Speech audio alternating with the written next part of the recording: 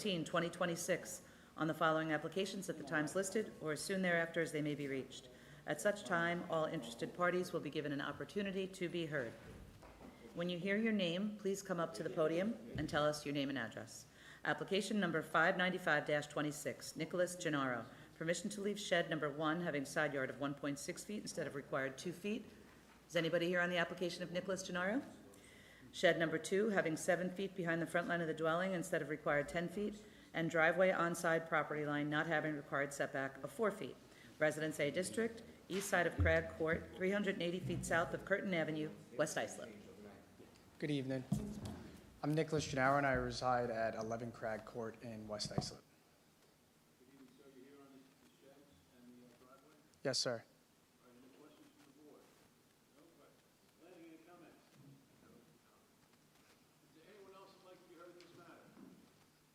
I also have, I'm sorry to interrupt, sir. I have 3 letters from neighbors of no objection.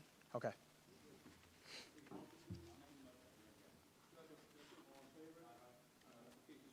Thank you. Have a good night. Application number 596-26, Kieran Burke. Permission to install in-ground pool, leaving rear yard of 13.6 feet instead of required 18 feet. Residence AA District, west side of Squeaquam's Court, 500.3 feet north of Magoon Road, West Islip. Kieran Burke, owner of 30 Squeaquams. Whoop. This works. Kieran Burke, live at 30 Squeaquams. Yes. No comment.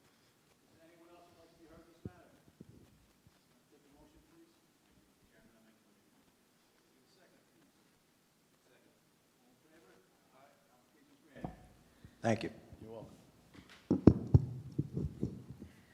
Application number 597-26, Patricia Campagnola. Permission to leave 6-foot-high vegetation and fencing having height of 4 feet and 5.5 feet in driveway site distance triangle exceeding permitted height of 3 feet and 4-foot fence with 1.5-foot screening atop not having required setback of 15 feet. Residence B District, north side of Cedar Street, 550 feet west of Ferndale Boulevard, Islip. I have a little hearing Patricia Campagnola, 15 Cedar Street, Islip, New York.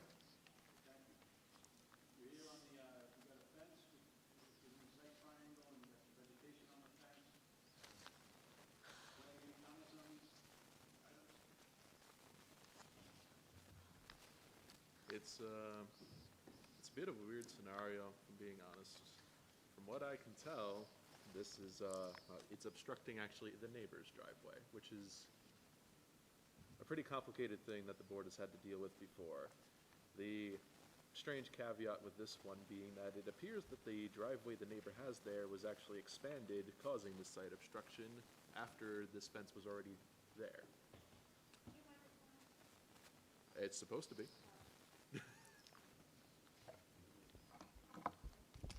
Is it?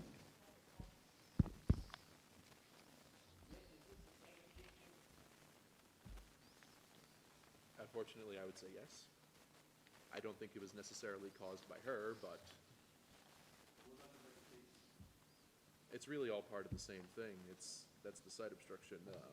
The only other part of this actually is that because it's a 6-foot fence in totality, I guess, with the things on top of it, it also has a setback issue.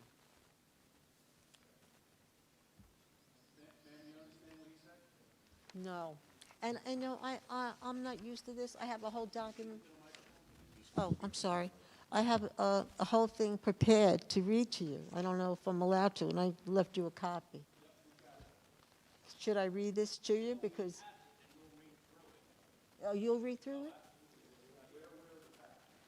So you don't want, I have hearing, I'm still deaf, but. We're aware of the facts, and we have your So submission. Just find what I documented? Yep. Yes, we have your Yeah. submission. You don't want me to read it? Okay. You don't want me to read it? No, we have it. We Oh. have it. Yes. Oh, so this is fine what I did? Yes. Yes. That's very good. Okay. The Yeah, problem because I'm is, not used to this. This is all, shocking to me, and it's very stressful. And I want to do the right thing and relay to you all the facts. Yes, we have We- them all. we understand, ma'am. So I did good. Yes, You you did did well. very well.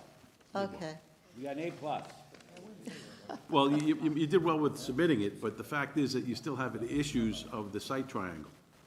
The fences and the vegetation have to be moved.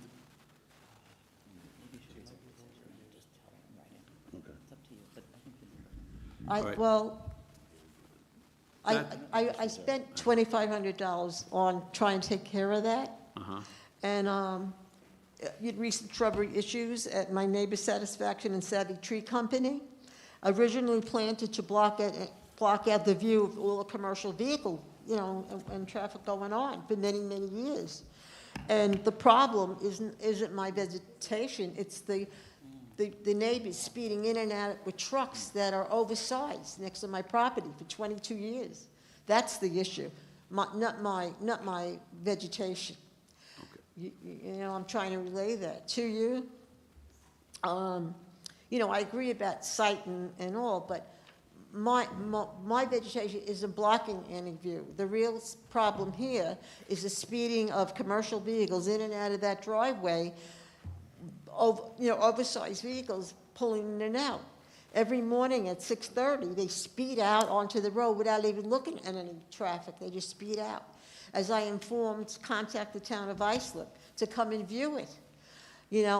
I think all the issues, Stan's point, is from the neighbors and all the large vehicles that they have pulling out of that area. Okay, I understand your point, ma'am. Not me. Thank you, we understand your point. And that's how that's why I had a detail. Yep, no, we understand, we have it. Is there anyone else who'd like to be heard in this matter? Can you step aside, ma'am? We have someone else who'd like. You don't want me, I'm done? Not right now, if you step aside, we may. I'm sorry.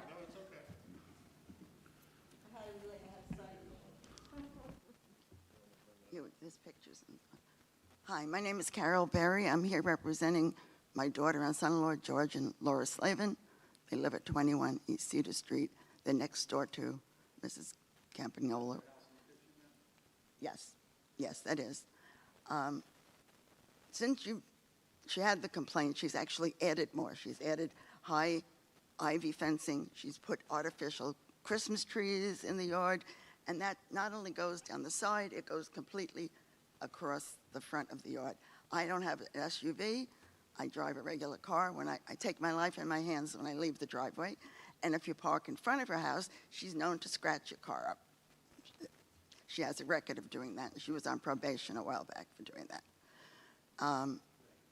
I think my daughter sent a letter. I don't know if you saw the letter, and I just brought you a few pictures. I didn't know if you had them. She was a little nervous about being here because Mrs. Campagnola kind of loses her composure when my daughter's around. Yes, okay. Yeah, so I'd like to see, I'm asking you respectfully to deny her appeal. Okay, thank you, sir.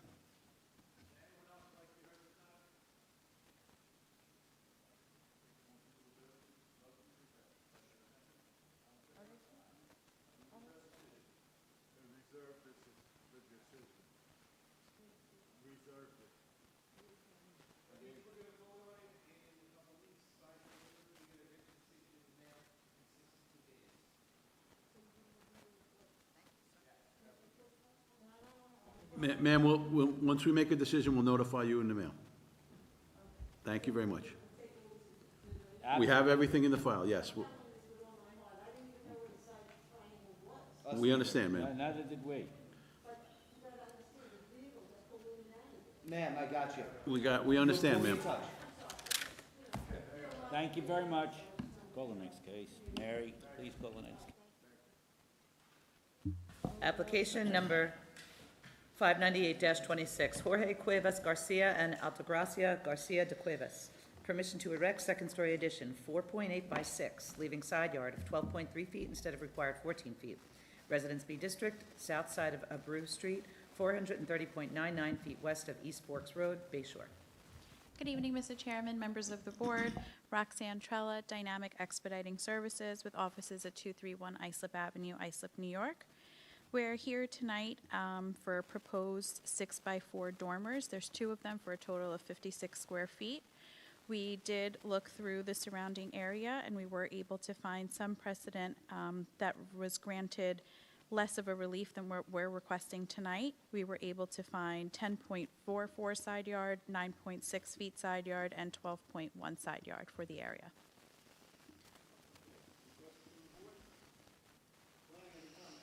No comment.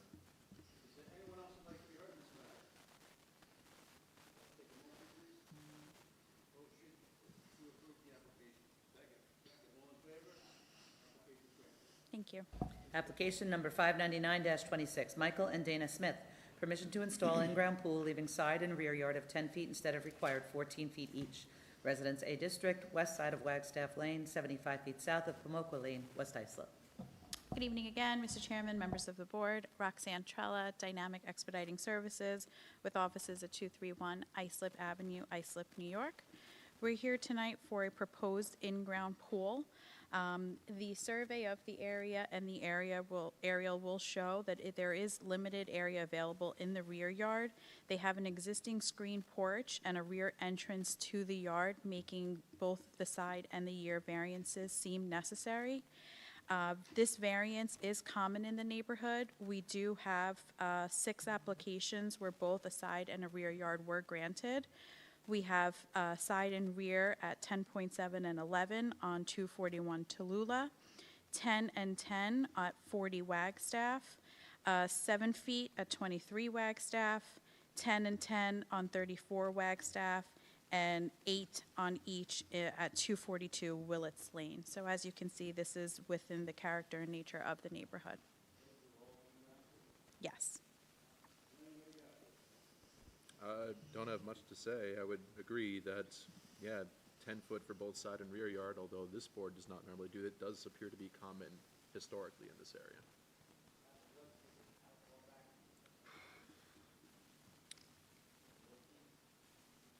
I have from between 81 and 2008. I have, the last one I have is from 23. I don't have that one. 40 Wagstaff. 40 Wagstaff was granted 10 and 10 in 08, but then they came back in 21 and were granted a rear of 8. It actually was more deficient. Sorry. Do I get an A+ too? I almost answered you.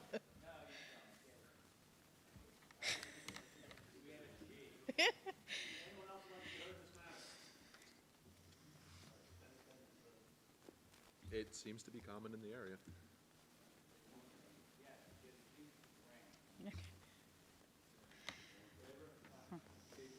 Thank you. Have a good night.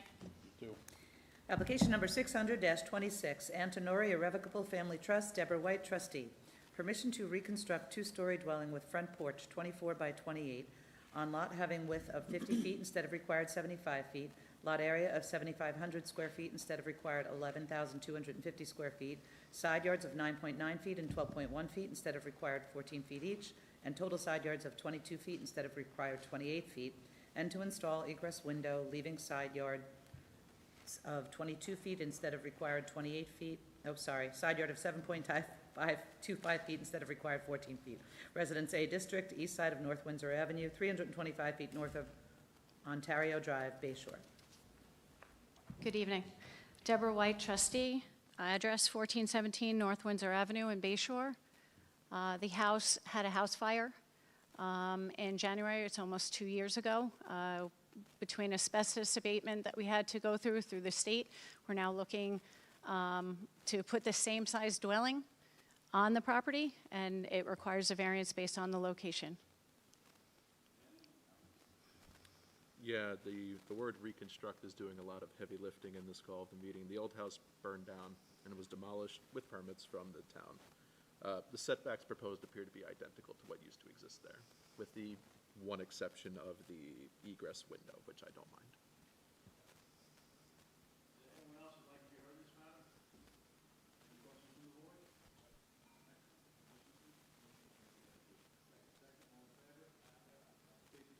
Thank you.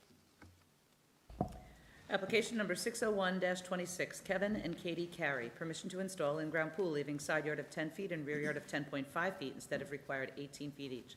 Residence AA District, 278 Cluster, west side of Jenny Lane, 340.48 feet north of Rudder Drive, Holtzville. Kevin Carey, 24 Jenny Lane, Hillsville, New York. Here today, requested variances are in consideration of the existing property layout, including the location of the utility service lines, yard configuration, and the overall usability of the remaining yard. The benefits sought for this application cannot be achieved through another feasible alternative that would provide the same reasonable use and enjoyment of the property. The requested relief is limited solely to that, what is necessary to accommodate the proposed pool while preserving the functionality of the backyard with no adverse environmental impacts or changes to the character of the neighborhood. Come up with all that on your own? Yep. Planning, any comments? This is unfortunately a fairly common thing that I have to say here. This is a 278 cluster, which in my opinion means that it only requires a 14-foot setback, not an 18-foot setback. So I believe that it should read that they're requesting 10 instead of 14, not 10 instead of 18. I don't really have much else to say about it beyond that. Do you have any other grants of 10 and 10 on both sides in the area? Yes, but they're at like a very weird curvature of a lot that I don't think really applies here. So our standard of one side? I would say so. Mr. Carey, if you could please pick one of the two reliefs, either the rear yard or the side yard. And the other can be 14? The other one will be, denied at 14, yes, correct. So, It'll be a so I can 14. do 10 to the side and 14 to the rear? Yes. Sure. Excuse me. Do we need to change call? Not really. Acknowledging that it's a cluster zone. I could put Who's that. got Holzer? That would be me. Okay. Take a does anyone else want to be heard in this matter? Okay, I'll take a motion, please. Mr. Chairman, I'll make a motion that we deny so much the application seeking 10.5 and 10, however, grant the variance of Side yard. a side yard of 10 and the rear yard must comply with it. Thank you. Can I get a second, please? All in favor? Aye. So granted on 14 on the, Yeah, I'll say must maintain 14 feet. Bill and Chris, right? Okay. Application number 602-26, Gabriel and Allison Galante. Permission to leave pool equipment and generator having front yard of 8 feet and 16.8 feet instead of required 35 feet each. Pool patio having rear yard of 4.8 feet instead of required 6 feet. Concrete pad having side yard of 1.3 feet instead of required 4 feet. 6-foot fence having front yard of 1.8 feet instead of required 10 feet.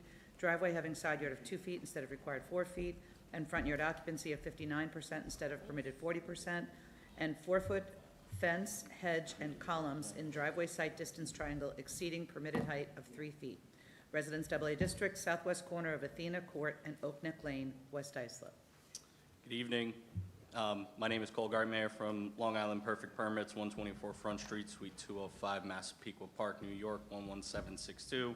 Agent representing Gabriel and Allison Galante, owners of 1 Athena Court, West Islip, New York, Section 475, Block 10, Lot 35. This property is in a residential AA zone. We are here today to seek relief for the following items. 1, pool equipment and generator installed having a front yard setback of 8 feet. 8 feet to the pool equipment and 16.8 feet to the generator, where 35 feet is required. The pool equipment was installed in 2023 and the generator was installed in 2024. Pool patio having a rear yard setback of 4.8 feet, where 6 feet is required. The patio was installed with the pool in 2023. A concrete pad having a side yard setback of 1.3 feet, where 4 feet is required. The concrete was installed in 2024. 6-foot PVC fence having a front yard setback of 1.3 feet, where 10 feet is required, and the driveway having a 2-foot setback where 4 feet is required. The fence and the driveway were completed in 2024. The front yard occupancy. Can I interrupt you? I mean, we have to call in front. Okay. Oh, sorry about force of habit.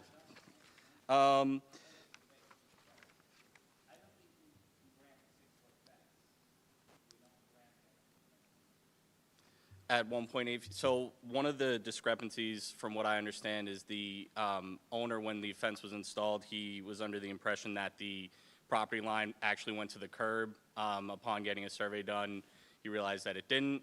I understood. No, understood. Just providing some additional context. I did submit photos as well to show that as far as, in my opinion, there wasn't any sightline issues. However, I understand the board may disagree, but the photos are there. Whatever it's worth, I drive past this property at least twice a day. Beautiful, it's innocuous, barely notice it. I only notice it because I go down the street. I think it's fine. I think there's also, I appreciate that, and I think there's also the fact that obviously it's 59, we definitely. Correct. So that was, I was going through my list. That was going to be the next thing. I believe all of the other items, the pool equipment, the generator, everything is factoring into that number, being that it is a corner property. I understand we have to deal with the conditions as they are, but that's one of the reasons that's pushing that up, being that it is a corner lot there. However, if again, if we're open to the board's suggestions.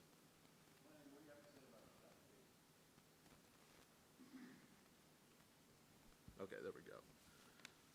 Couple things. So, as far as the 6-foot PVC fence is concerned, the only thing that is notable about that, it is very close to the property line. It's also about 20 feet off of the curb.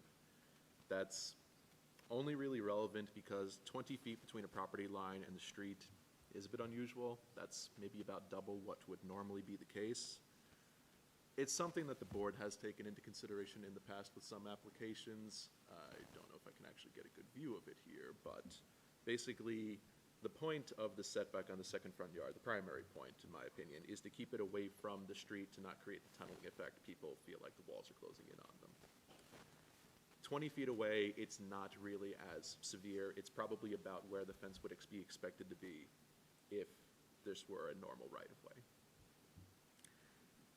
As far as the pool equipment and the generator concerned, the second front yard setbacks are tough.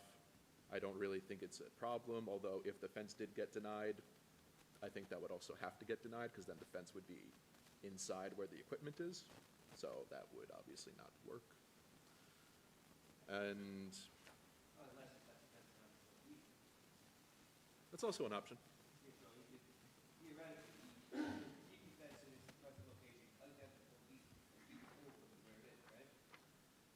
With the variance, yes. Again, I don't think that's the generator and the equipment are an issue from my perspective. So yes, that would be also an alternative.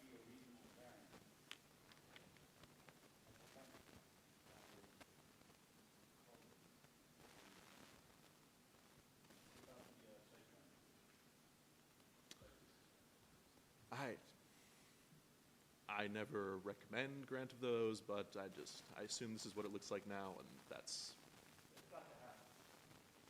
Is it not? No. Oh, well, that's not good. Is this not 205?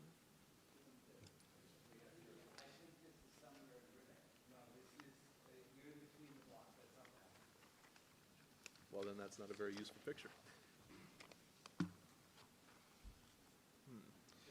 It's the corner of Oak Neck Lane and Athena Court. That. Oh, yeah, that looks way different.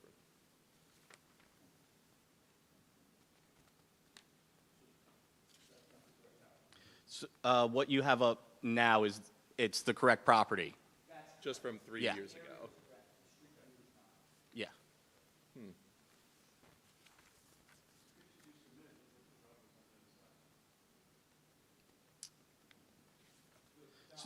The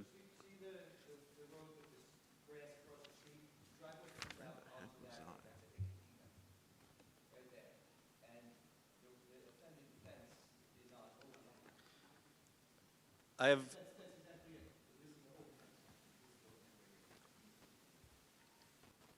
an updated survey if the board would like to take a look at that as well. I'm sure you have it in the record.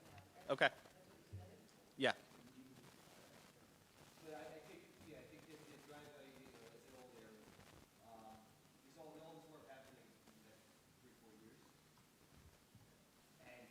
This is it. Yeah, that's it.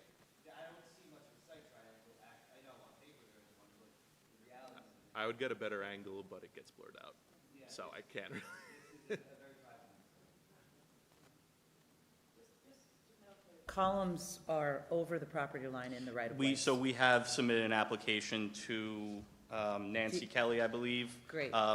Obviously, again, her approval as well would be needed for those Right, no, remaining you additional. can't get our approval, so her yeah. approval only is needed. Okay. And the board can't grant something that's in the right-of-way.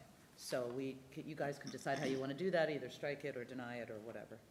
We're gonna have to strike, we're gonna have to deny it, right? That's, We can't grant it. Can't grant it. well, sure, if you deny it, then I don't know how DPW will feel about their application that they received with the hold harmless agreement, but that's up Do to we you then guys. strike it from the call? Is that an I option? think that would be what you would normally do, That's, all right. because if they get. Can we unilaterally strike it from the call? If the applicant asks us to Do that remove it like from the once a call, day? So if it's something that the board wouldn't have jurisdiction over being in the right of way, I would say, yes, let's strike it from the application. Motion to strike it from the application? Just the columns. Just columns. Yes. so we're gonna remove columns in driveway site distance exceeding permitted height of 3 feet. Okay, Allison? I get a second on that? Second. All in favor? All right, so that's been removed. Is there anyone else that'd like to be heard in this application? Nope. What are we doing with the front yard arc? Front yard, 45%? 45, that's our standard. Yep. And what's he at? 59. Yeah, plant some grass. Yeah, gonna have to plant some grass in the front lawn. I will speak to the clients. On the fence, are they gonna bring it down to 4, or they, I will discuss that with the clients as well. If the board would, reserve decision potentially or adjourn it, I can discuss with them, and we can, For what purpose do you No, we're not discuss? adjourning it. This is their application. so, just so we can discuss the changes that are being presented. We're telling you. This is not a Agreed. negotiating. Agreed.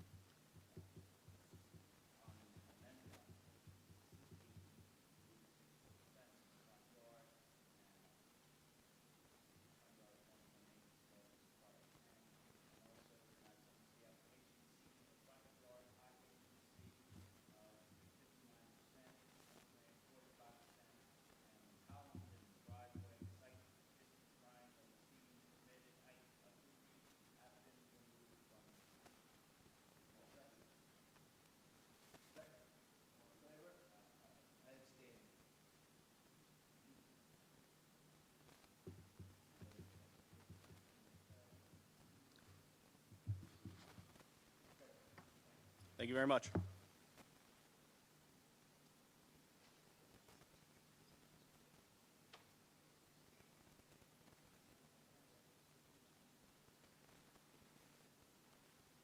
Application number 603-26, Christine Wesnowski. Permission to leave water feature having side yard of 1.1 feet instead of required 10 feet. Pool patio having side yards of 2.6 feet and 4.5 feet, and rear yard of 2.1 feet instead of required 6 feet each. Roofed over patio having rear yard of 8.8 feet instead of required 25 feet, and rear yard landscaping of 24% instead of required 40%. Residential redevelopment district, south side of Beach Street, 388 feet west of McKinney Street, Central Islip. Good evening. I'm Christine Wisnowski. I reside at 57 Beach Street, Central Islip. okay? Lanning, what do you have for us on this application? Okay. So, starting with the water feature here, numerically, it is a substantial setback. You can see on the survey here, they listed as the stone waterfall. It's kind of hard to tell from an aerial. You probably have pictures that are better at this, but what's happening here is it's being classed as a decorative pond for the standing water, and then the entire, I guess I'll call it construction of it, is being included, including all of the stone and the garden bed completely surrounding it. That's relevant because it only needs a 10-foot setback because it goes over 150 square feet in totality.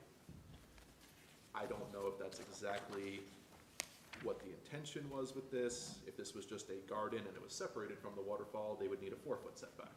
And then the setback to the water would probably be closer to being conforming. It's He's kind of correct. an The oddball waterfall situation. doesn't have a ponds feature attached at all. It's It zoning essentially a doesn't know how pile to of classify dirt it. with landscaping on it, and water runs down it. Have we had many of these water features right at the, usually they're next to the pool and they. It's not common, no. That's the weird thing. The water feature, the word feature here is the important one. They're basically saying that the stone construction surrounding it is at 1.1. The actual water part of it is probably a bit further than that. I don't know how much further. It's not really delineated on the survey. So it What's gets a the bit good and- complicated. What's the good and bad about allowing this? Start with the good. And the good would be, I assume that certainly the applicant would appreciate it. It is a very nice feature, just physically. It's not a very good reason, to be honest, Or but the bad? it's a complicated thing, like I said. I don't really agree with the way the call is written, but that's not up to me. I mean, if we grant this, that's going to be the new thing, is water features up at the property line. I don't know, should we reserve, see what we want to do about, I don't think I've seen a water feature like this. No, it's not a common thing. Thank you.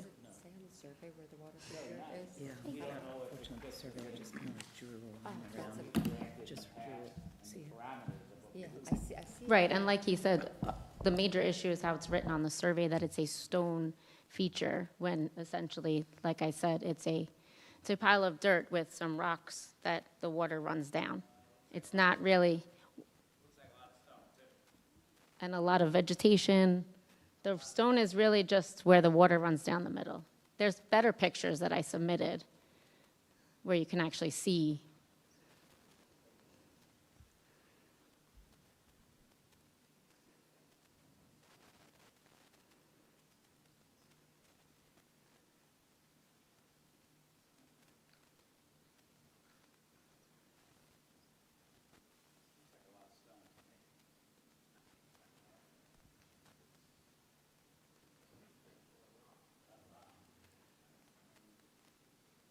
Like I was saying, the complication here is that the rocks themselves wouldn't necessarily need a setback. It's because of their association with the waterfall that it does.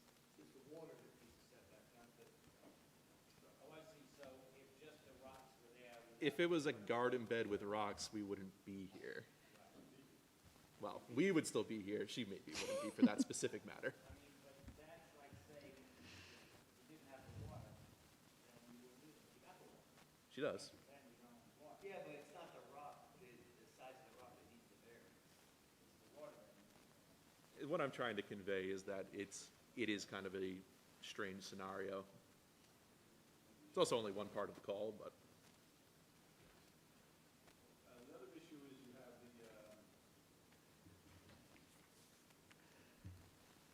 you read on the landscape, it's 100% instead of 40%. Well, if you, on the survey, when they're saying the rear yard, I was told that they're only considering from the house across and below that. The entire side yard is grass. Right.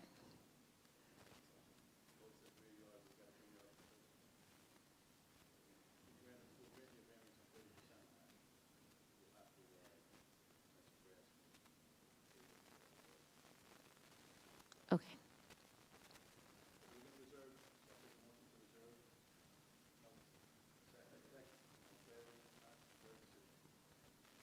Thank you.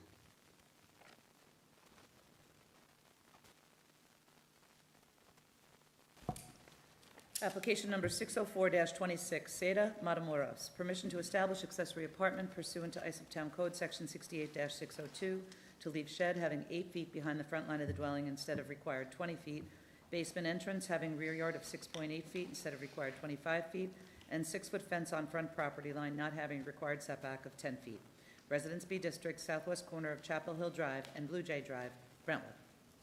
Hi, good evening. My name is Saida Matamoros. I reside at 136 Chapel Hill Drive in Brentwood, New York. Planning, you have anything on this? Yeah, he's gonna remove some stuff. He's gonna remove he's gonna change the shed to 8 instead of 10. I think and remove the fence. She speak to that? We have to change the call. She doesn't know. Yes, that's the one, two changes. Yeah, there's a couple of amendments to the call meeting that need to be made for this one. First one being the shed should Okay. only require 10 feet behind the front line, not 20. Oh, okay. And the second being that the 6-foot fence should meet the 13,000 square foot exception because the property is a little over 12,000 square feet. So it shouldn't need a variance whatsoever for the fence. So the fence is not an issue? The 6-foot fence with the setback of 10 should not be an issue. It doesn't need a variance. Right, but it's on the property line, that's okay. All right. It's allowed to be onto the property line on the second front yard as long as the property is less than 13,000 square feet. Have we granted 8 on the shed instead of 10? You have. Okay. All right, then I'm gonna make a motion that we, Hold on. What's, oh, you're gonna amend first? Okay. I'm gonna amend. Okay, go ahead. All right. I'm gonna make a motion that we strike from the call 6-foot fence on front property line not having required setback 10 feet. Can I get a second, please? All in favor? Aye. No. Well, I just wanted to ask her about the accessory Go apartment, ahead. but I don't know the answer, so. And just related to the accessory apartment, the apartment is 600 square feet? Mhm. Okay. And it requires owner occupancy, and you live there? Yes. Okay. Okay. And it's met driveway, engineering's driveway requirements. The driveway can fit 4 cars. Yes.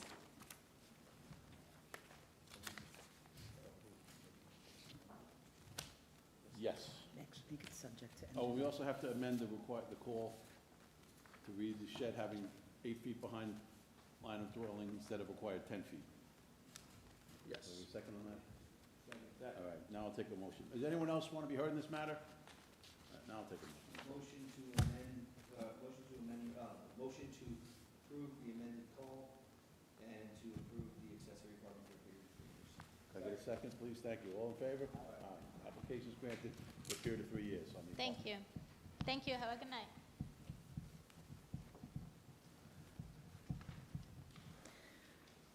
Application number 605-26, Maria Alvarado Zumba. Permission to establish accessory apartment pursuant to Islip Town Code Section 68-602 to leave one-story addition, 16.3 by 21.4 irregular, having side yard of 5.9 feet instead of required 18 feet, and deck having side yard of 3 feet instead of required 6 feet. Residence AA District, west side of Etondale Avenue, 538.4 feet south of Church Street, through lot to Nichols Road, Blue Point. Good afternoon, board members. My name is Leslie Macau. I am from Archicon office at 210 South Haven Avenue, Medford, New York. Okay. We are here today requesting relief to maintain an existing 654 square foot accessory apartment located on the first floor of the owner-occupied home. We're also requesting relief for an existing one-story irregular addition, approximately 16.3 feet by 21.4 feet, which has an 5.9 foot setback, where Do you know how it got to be at 5.9 feet instead of 18? yeah, no. Can you get the CO done? Excuse me?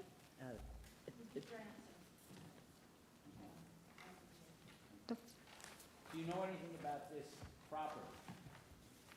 Yeah, this is the requesting 5.9 feet setback where 18 feet is required. Yes, okay, thank you. Planning, what can you tell us about the property? I can tell you a couple of things, yeah. Please. Thank you. The most important thing to note here, there's a prior zoning board decision from 1964, which granted a side yard of 3 feet for the house.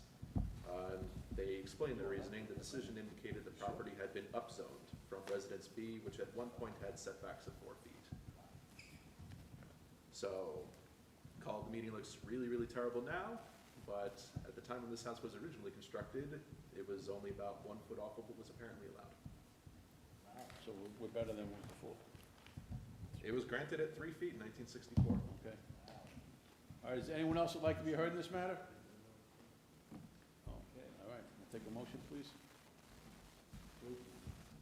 Stay. All in favor? Aye. Application's granted. Thank you. I didn't either. Only have a couple. I'm Blue Point. You follow Namke Creek. Mm-hmm. I'm not sure Namke really exists up there. Like, so I just did the, so, see this? My home is there, this is them. Yeah.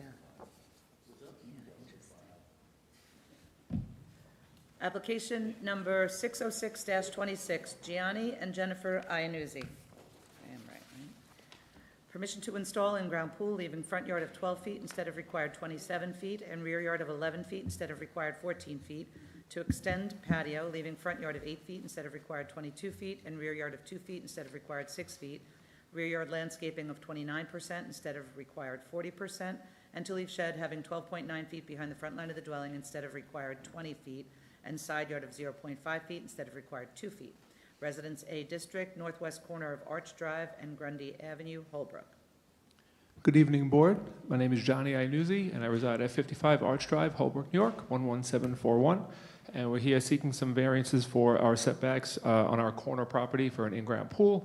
Clearly, with the corner property, you have a little bit more challenges in order with the setbacks of where a pool could potentially go. So with all of our current patio and backyard that we have, this is pretty much the only spot that an in-ground pool could be placed. Okay, planning, what can you tell us about this?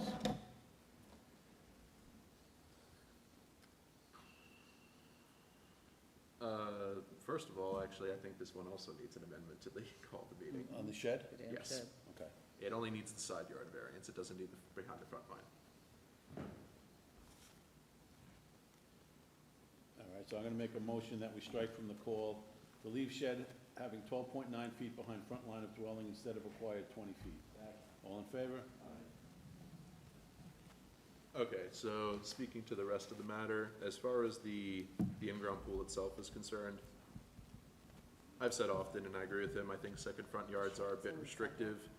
I will say, as far as this one goes, they only are holding 12 feet, and even if this was a normal side yard, they would be required to hold 14, so even considering the fact that second front yards are difficult, this is probably not something that the board would have normally granted anyway.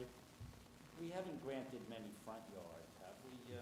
Second front yard is something that, it does come up on occasion, and it's usually is a challenging thing.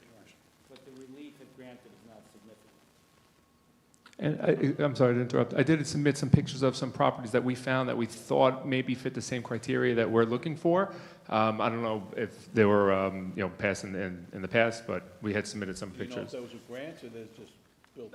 Honestly, couldn't tell you. Okay, you can tell us. Did some digging on Google Maps.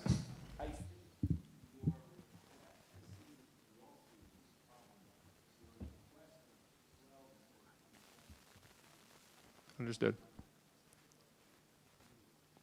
Yeah, and I'm sorry, as we, pricing out in-ground pools, the cost, rivals the GDP of small countries. And, when you have to make something a little bit smaller, you're still spending about 95% of what that cost is. So the difference between a smaller pool and a bigger pool is pretty marginal. So, going outside and looking every day and seeing to spend all of that money for something that looks like kind of small in the backyard. Well, it might be all the money, depending on what your vote ends up being.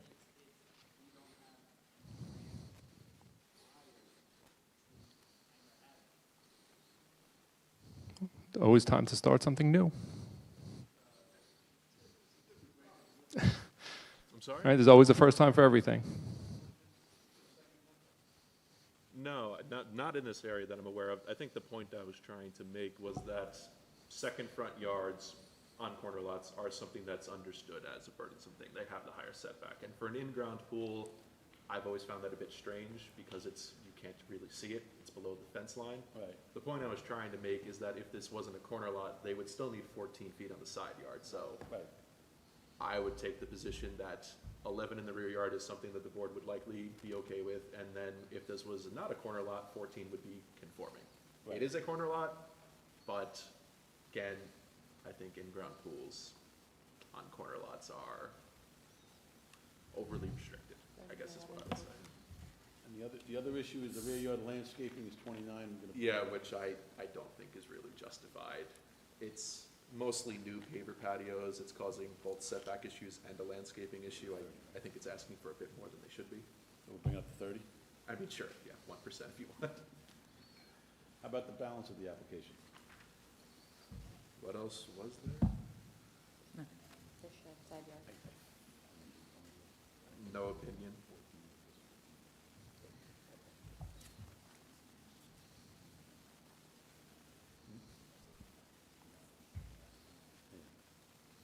All right, does anyone else like to be heard in this matter? All right. Go ahead. I'll make Take a motion, please. Thank you, Mr. Chairman. I'm going to make a motion that we deny so much of the application to install the ground pool. And also deny so much. Should we just deny this, the side yard? or- Second front. Just deny the. I mean, the side- second front yard, I'm sorry, the second front yard. yard, and we'll make them comply. Make them comply, or we can... We can do that, but I don't know if it can be built, but okay. That's his problem. Yeah. He can figure it out. So, I'm sorry, I didn't hear what you said. Say that again, if you don't mind. We're talking amongst ourselves. But that's okay, we'll fill you in, fill ourselves in. What we're going to do is, I'm going to make a motion that we deny the rear yard, but grant the side yard. No. No, the other way around? Going to grant the rear yard, you will Grant deny the rear- second front yard. Okay, grant the rear yard and deny the second front yard.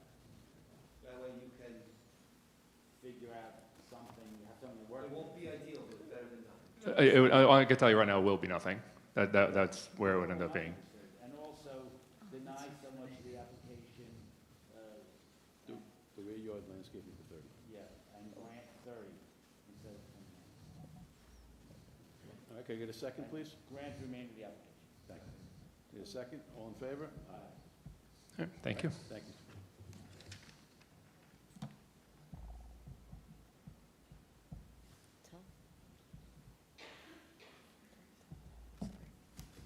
Indeed.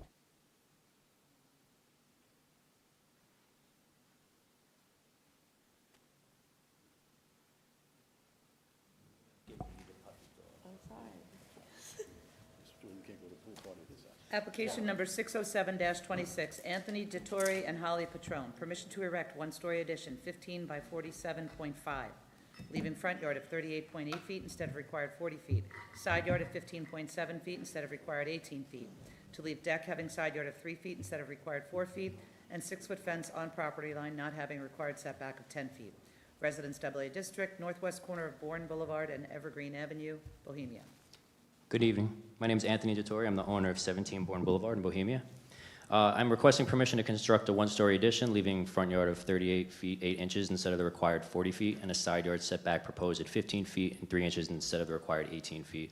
We're also asking permission to leave our existing side yard fence on the property line instead of the 10 feet setback, as well as permission to leave our kids' treehouse with a setback of 3 feet instead of the required 4 feet.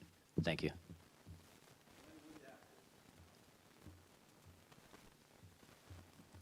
The fence in this case, I don't really see the justification, and in fact, part of it is encroaching into the right-of-way beyond the property line.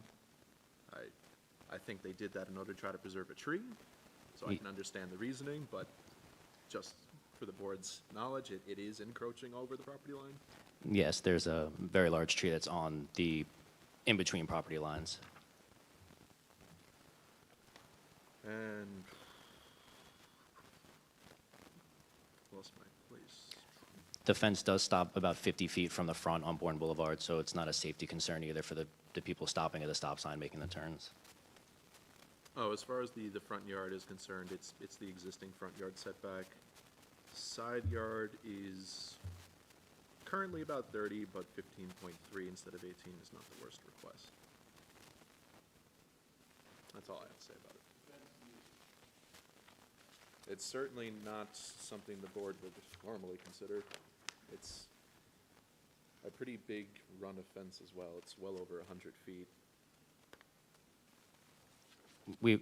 Yeah, we were just replacing the fence when we moved in 2018 in the same spot that it was in at the time. If that, yes, technically. Cut it to 4 or move it back 10 feet.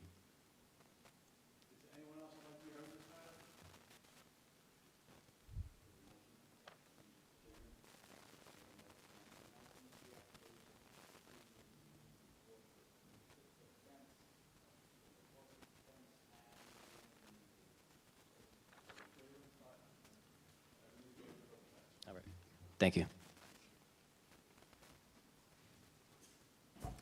Application number 608-26, Nicholas Goodelman, permission to leave 2.5-story dwelling having side yard of 8.8 feet instead of required 14 feet, to erect 2-story addition, leaving side yard of 8.8 feet, egress window, leaving side yard of 4.9 feet, and basement entrance, leaving side yard of 5.1 feet instead of required 14 feet each. Residence A District, east side of Handsome Avenue, 454.28 feet south of Montauk Highway, Sayville. Good evening. My name is Nicholas Joseph Goodelman, and I reside at 39 Handsome Avenue in Sayville. Sir, are you going to speak as well? Yes, I'm going to speak. Your name and address? My name is Ricardo Cervini, 200 Broad Hollow Road, Melville, New York, 11747.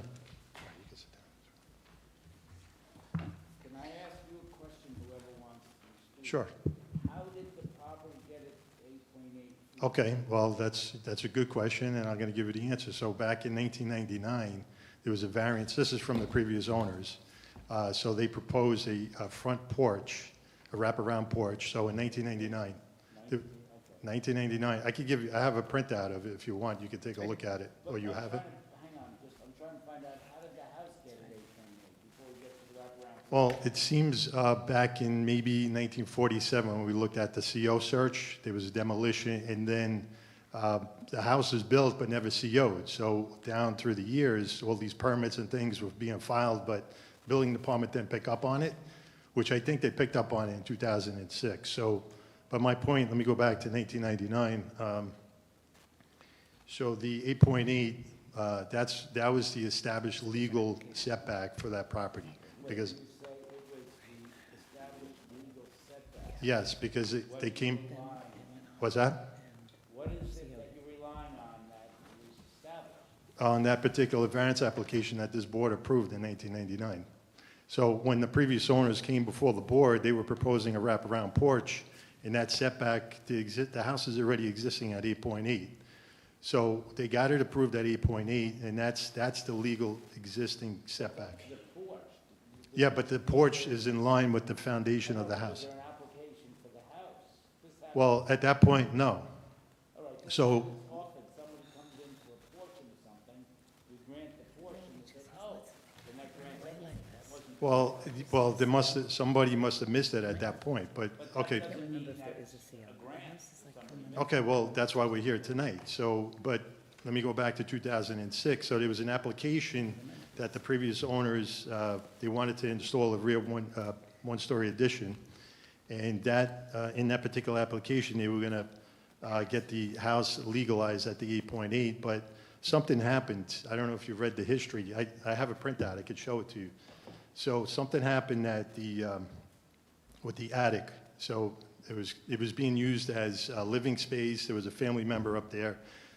I think it came about that it was supposed to be like a 3-story. They were saying it was 3-story, but 3 stories is not permissible in the town of Islip. So because of that particular issue, the board couldn't make a decision on the particular setback of the house at 8.8. So then the application was denied at that point. So he purchased the property in December 2025. He had no idea that all these issues or back things, the previous owner never told him anything.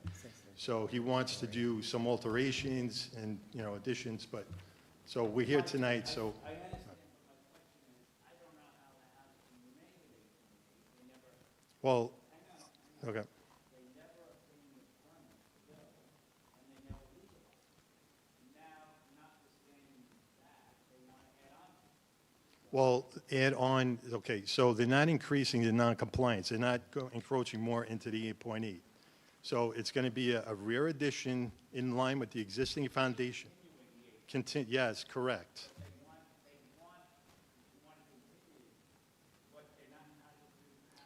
Well, it's, well, whose fault is it then? I mean, down all through these years that the building department didn't pick up that. Well, okay.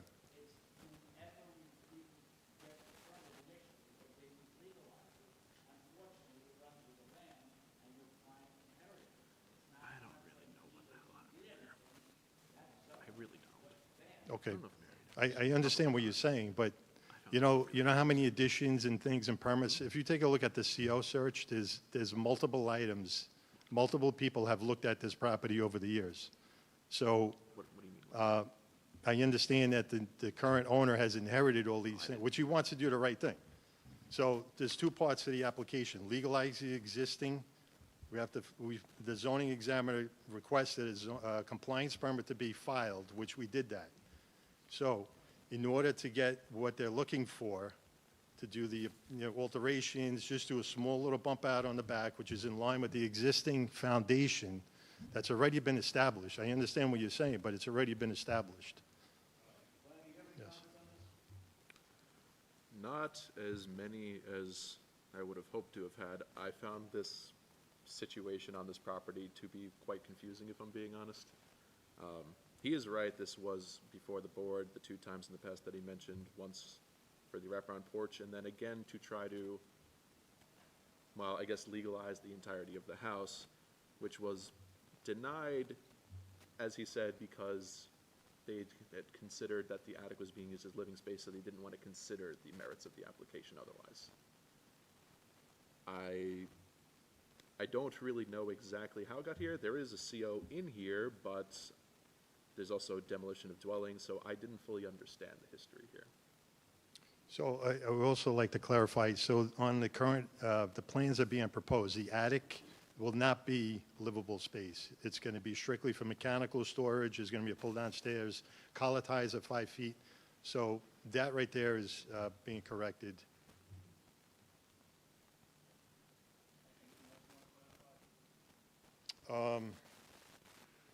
And the other 2 points in the application, which is the basement entrance, which is on the north side of the property with the 8.8. So there's a basement entrance which requires a 5.1 setback from the property line, and then the egress window, which is 4.9. So.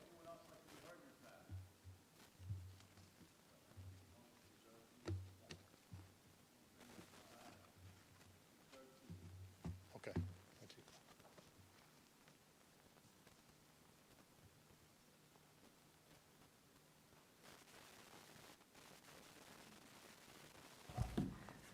Application number 609-26, 101 Roebling LLC. Permission to erect industrial building with mezzanine on lot having width of 60 feet instead of required 100 feet throughout, and leaving floor area ratio of 36.8% instead of permitted 35%.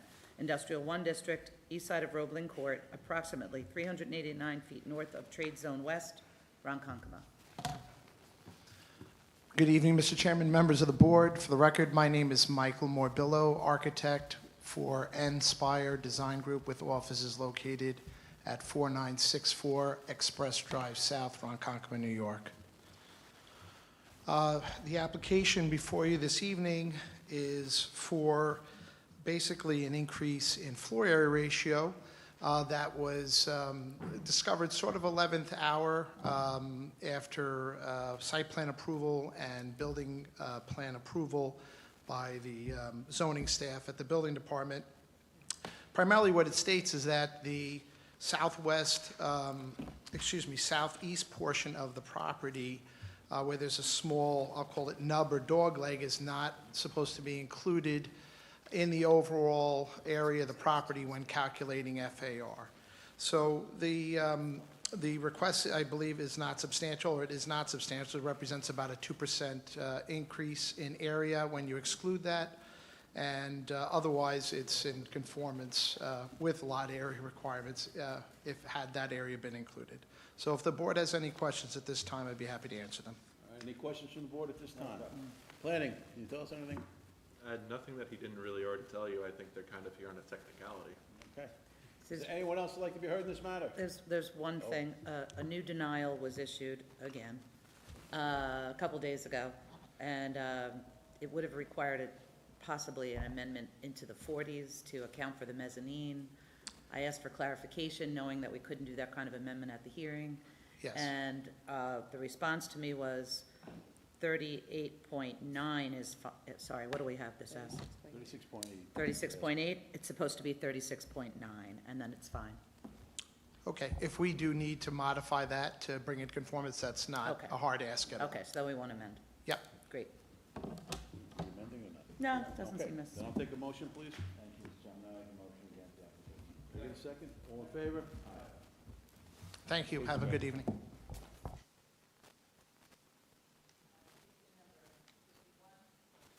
A6, adjourned from April 28, 2026. Michael Hooker, permission to erect second-story addition, leaving side yard of 10.8 feet and floor area ratio of 27% instead of permitted 25%, and to exceed compensating excavation provision 68-442A3C by adding 143.4 cubic yards of surplus fill within the floodplain. Residence A District, west side of West Islip Road, 1,510.76 feet south of Montauk Highway, West Islip. Good evening. Vincent Palladino, Palco Engineering PC, offices at 175 Orinoco Drive, Brightwaters, New York. I am here this evening on behalf of the property owner regarding their request to build a second-story addition with a side yard setback of 10.8 feet, floor area variance, and a surplus fill in a flood zone. The existing... I'm sorry, is 10.8 instead of what? 15.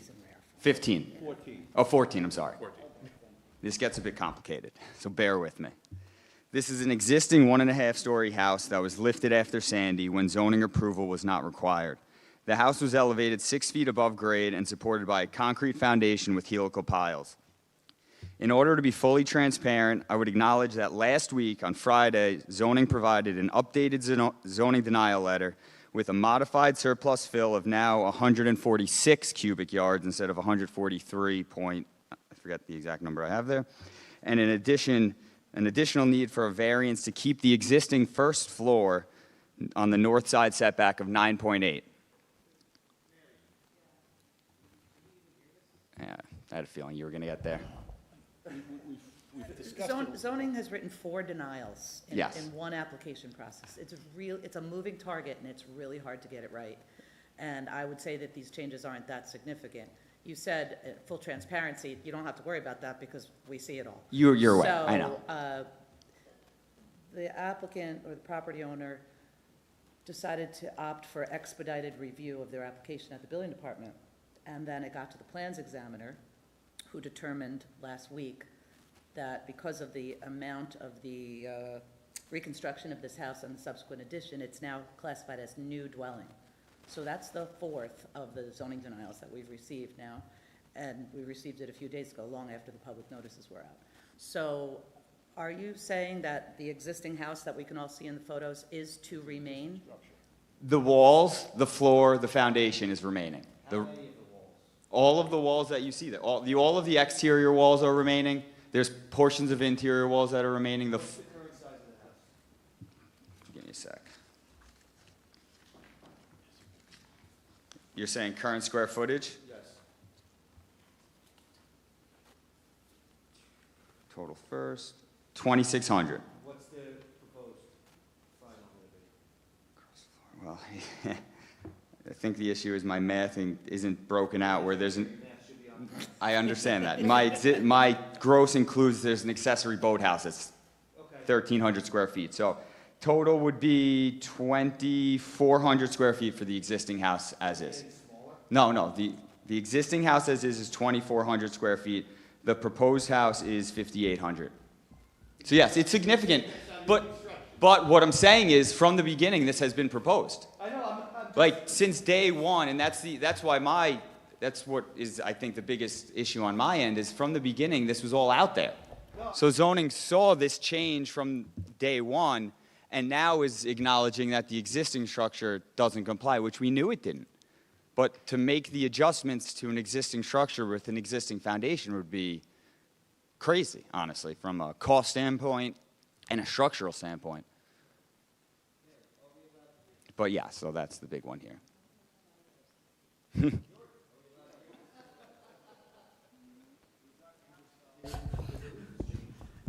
Reviewing the application, it is my opinion, the board can hear this, given that it's the existing dwelling is sitting at 9.8, and that would be what's being added to the call. Well- However, it's up to the board. In our determination, we can acknowledge that the existing dwelling is there at 9.8. The second story would be at 10.8, but the first floor is already So at 9.8. the new denial that was issued on Friday is not material.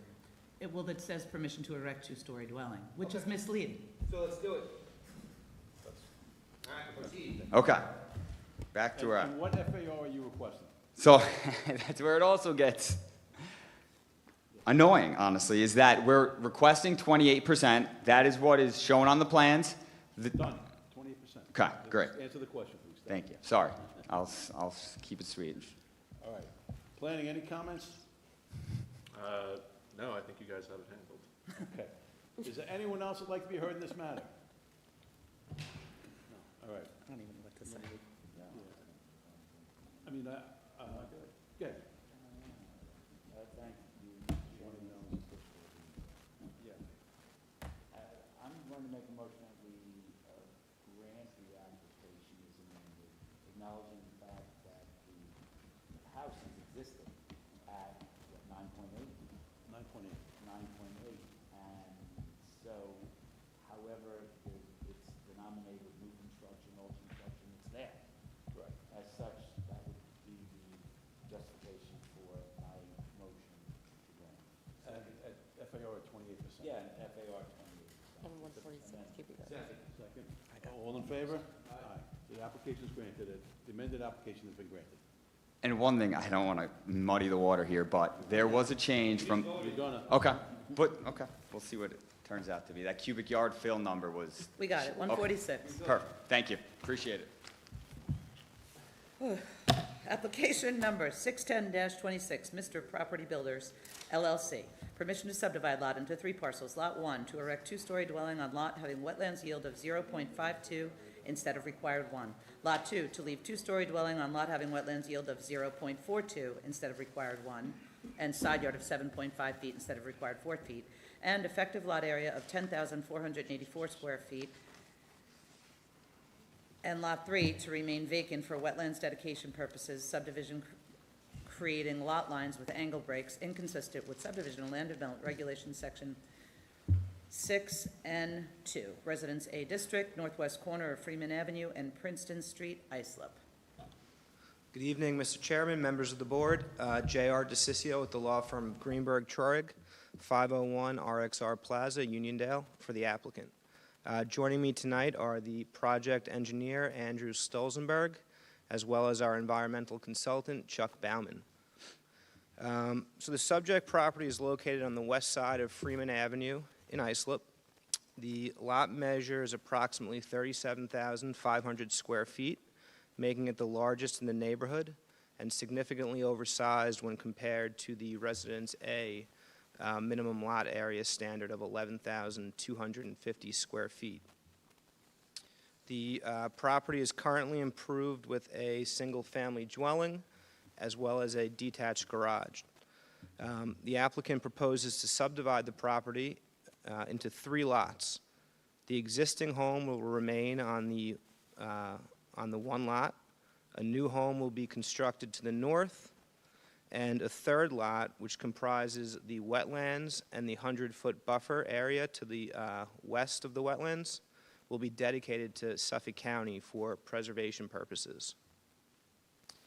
The new home will fully comply with all zoning dimensional requirements. The existing home will require a side yard variance, but the impacted side yard affects only the 2 proposed residential lots. Both lots, again, comply with all zoning requirements, including lot area and lot width. Because the property falls within the town's wetlands and watercourse overlay district, a yield variance is required.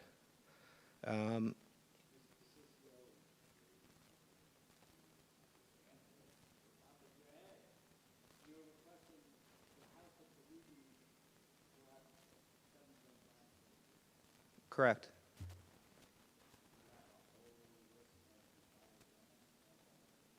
For the side yard setback? There's one in the neighborhood at 8-something.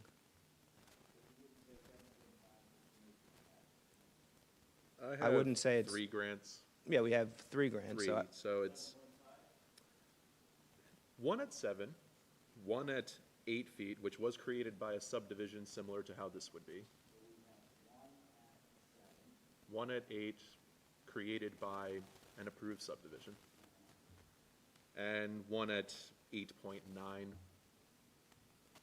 So, yes, I would say that the side yard does conform to the nature and character of the neighborhood. I would.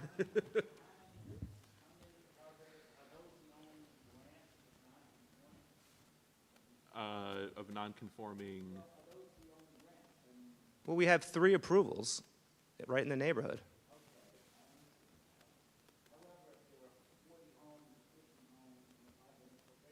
There aren't 40 homes.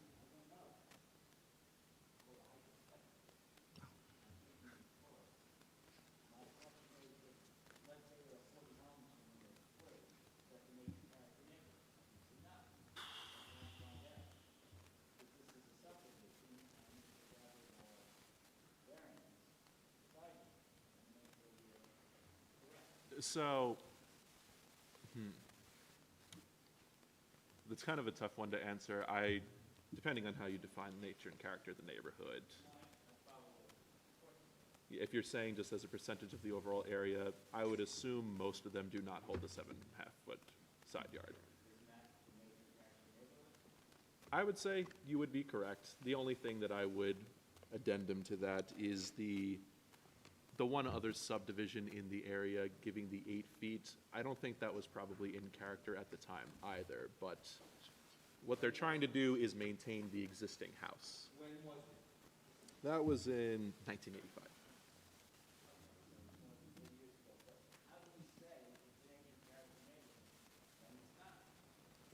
Why don't are think we you saying it's not the necessarily nature and would. character of the It's not the neighborhood? only We have, factor, we have 3 approvals that are within the parameters of what we're seeking tonight. There is not 40 lots within a 500-foot radius. Okay, let me count, hold on.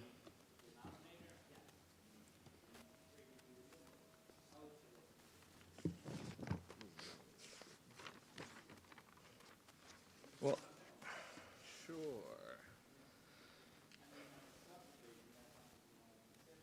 right, but first of all, nature and character, as you know, is only one of the requirements of town law, right? The only other impacted neighbor is the proposed lot, which we are creating. So there's no other neighbors that will be impacted by this side yard. The board does have precedent, regardless of how old it was, of prior approvals. So there is certainly a basis to grant the 7.5-foot side yard. As do you. That's not a good answer. Yes. Right, well, we both have theories. Okay.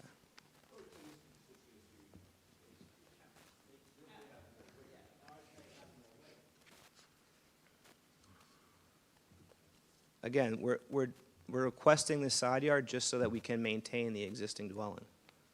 And in doing so, we are going to dedicate a lot that is over 13,000 square feet to Suffolk County. Is that one of the lots being created by the subdivision? Yes.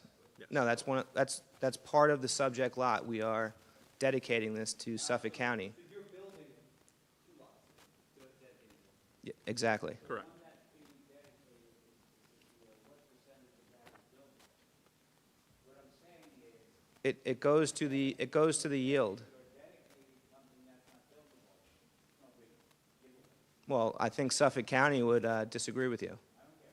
I'm just telling you, Suffolk County supports the application, as does the Town Engineering Division. I'm still trying to find out what percentage of the lot that you are not going to build on is buildable. By itself, Yeah, I mean, it's not buildable lot. the portion of the property that we are dedicating adds to the wetlands yield. That we did not include that in our calculations. So let me ask you a question. If you did not dedicate that lot, would you still need a yield variance? Yes, just not as substantial.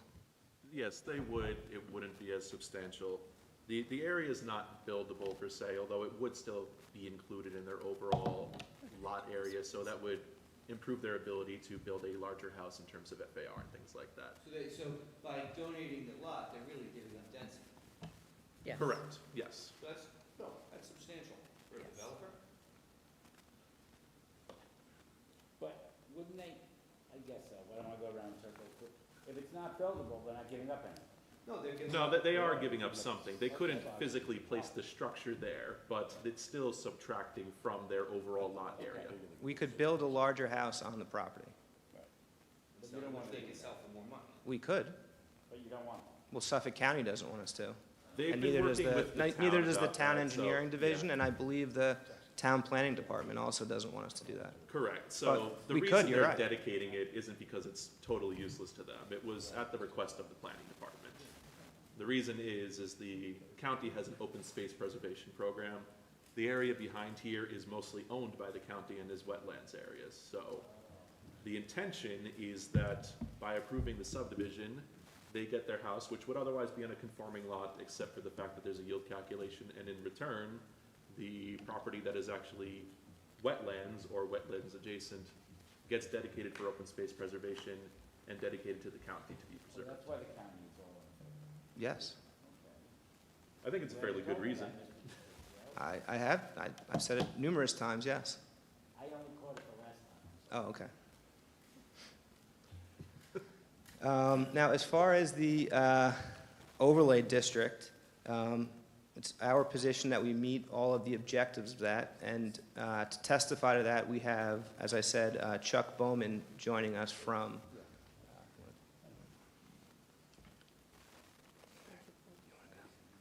Good evening. Charles Bowman, Land Use Ecological Services, 5225 Wisconsin Highway, Port Jefferson. I've been working on this project for quite some time, first with DEC. They have issued a permit under Article 24. And one of the goals with DEC, given the condition of the lot as it exists, was that there had been significant encroachments into the wetland areas. There had been a history of dumping of debris, landscape debris, construction debris. If you would refer to the DEC permit that was issued, and that was when there was only 2 lots, they were very strict in saying that the wetlands behind this property, or including this property, which is now Lot 3, is very important to preserve and improve. So their conditions were to put up a site-limiting fence once the second house was built, to clean up the area, to do plantings on it, and that was their method of preservation of this wetland area and improvement. The fact that now it's being included as a separate lot and deeded to the county should be something that should really be applauded and looked at very seriously by the board. That's the goal of all of these overlay districts. Article 24 is to preserve and protect it. The best way to preserve and protect it is have it under public ownership. We were doing our best to keep it under private ownership with site-limiting fences, improvements. That DEC permit still holds. It still is going to have to be cleaned up. However, the third lot is very important, and I'm very happy that, and hope that the board would approve it, because our job is to get those wetlands into public ownership. Thank you, sir.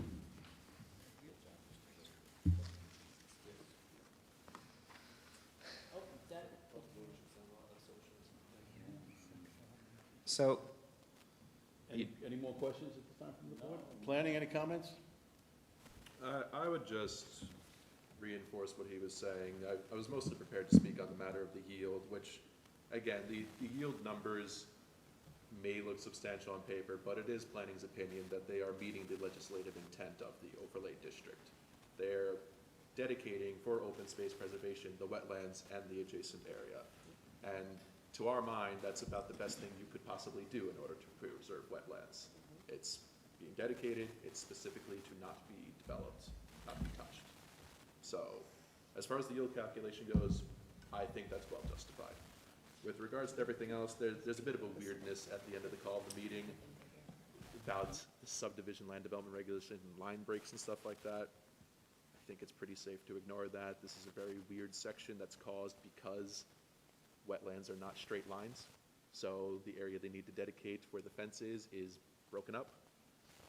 Otherwise, these would be 2 conforming lots with the one exception of the existing side yard, as was brought up. And that's because they're trying to preserve the existing house. In theory, the lot line could be moved further over, but then you don't have the two conforming Residence A lots. So overall, I would say planning does support the application. We've worked with them on this with regards to the dedication to the county.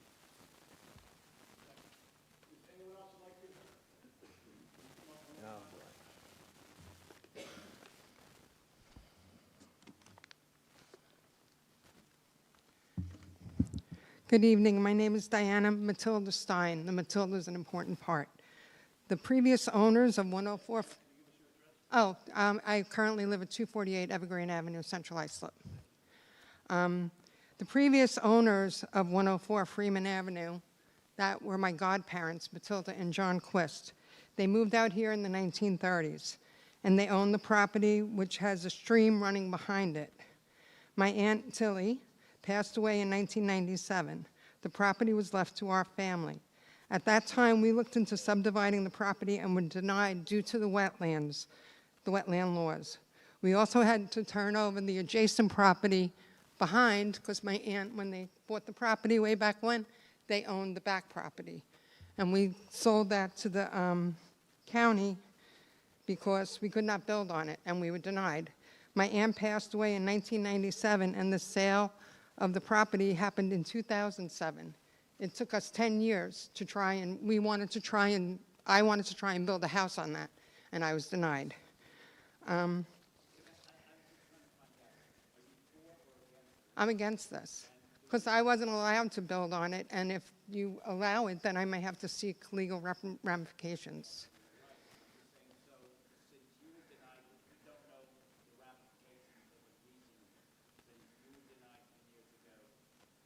Well, it was longer than 10 years ago. My son was 2. Yes, because we were told we could not build on it because of the wetlands. And then we had to sell the land to the county because that was the only way we could even do anything. And they told us, I have a copy of the resolution here, the sale, that it was going to be preserved because it is an open space under the Drinking Water Protection Program. That was all of it. We couldn't subdivide the 104 Freeman Avenue. The piece I sold was, Brookville Avenue in the back. No, we sold that to someone else. But we weren't allowed to do anything to it. We couldn't subdivide it. I couldn't build a house also on that. My aunt did, yeah. Yes. Originally, yes, we owned it all.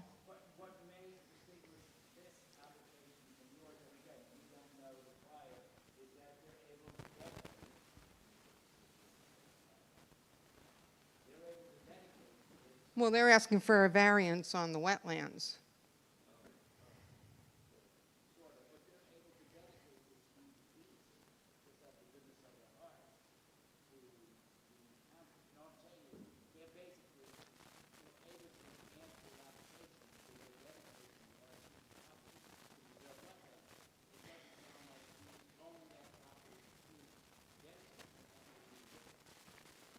We weren't given that option.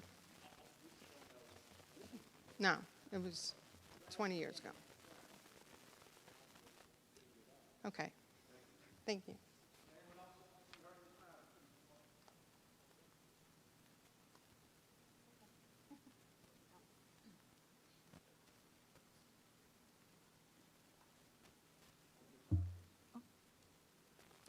Hi, my name is Myra Sanchez. I reside at 118 Freeman Avenue, Islip, New York, 11751.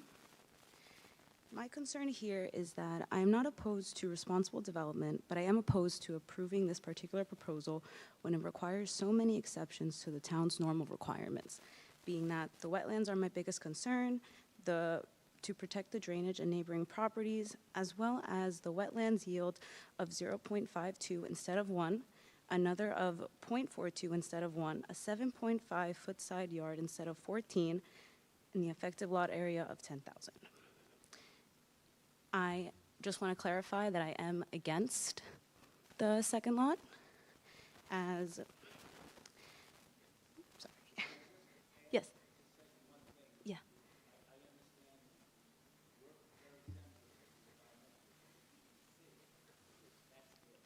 Mm-hmm.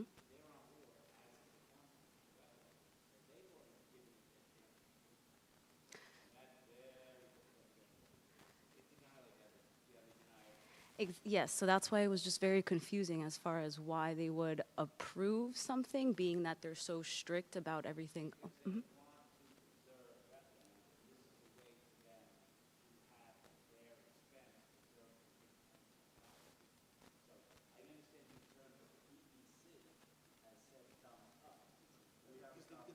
Mhm. What are they giving up exactly?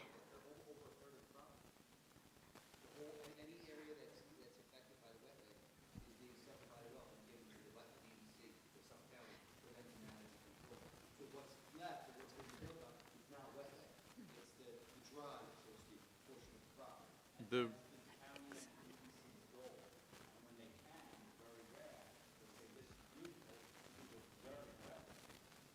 just to clarify on that, the rear 1/3 acre here, basically, everything in the back that's actually near the stream, they are donating for preservation. Donating to the county with the. Mhm.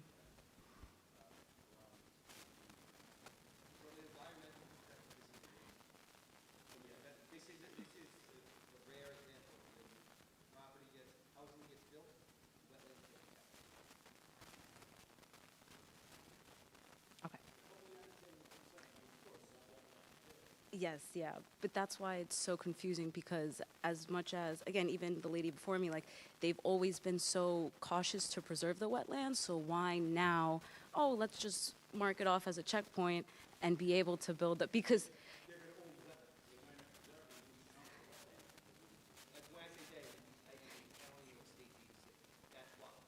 Mhm.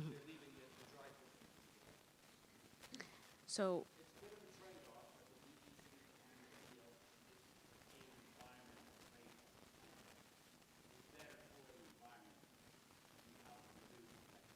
To do that trade-off to, so, but,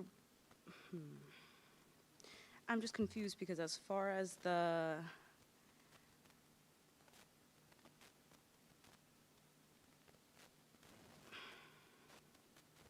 okay.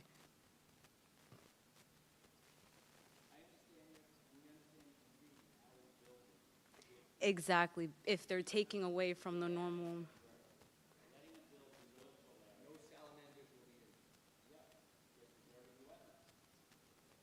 But with everything that's still, okay, so aside from, okay.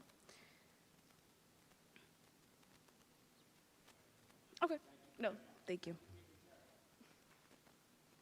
I'm representing Mercedes Yanes from 118 Freeman Avenue. I would like, Mercedes Yanes, 118 Freeman Avenue. I would also ask you guys, the board, to consider the cumulative effect of allowing more and more properties to subsidize below the standards established for our neighborhood. At some point, the character of the community changes. Open spaces are reduced, and the environmental impact becomes greater. I respectfully ask the board to deny the request variances or the minimum require a thorough review of the drainage, wetlands, environmental, and safety of the community, which impacts before allowing this subdivision to move forward.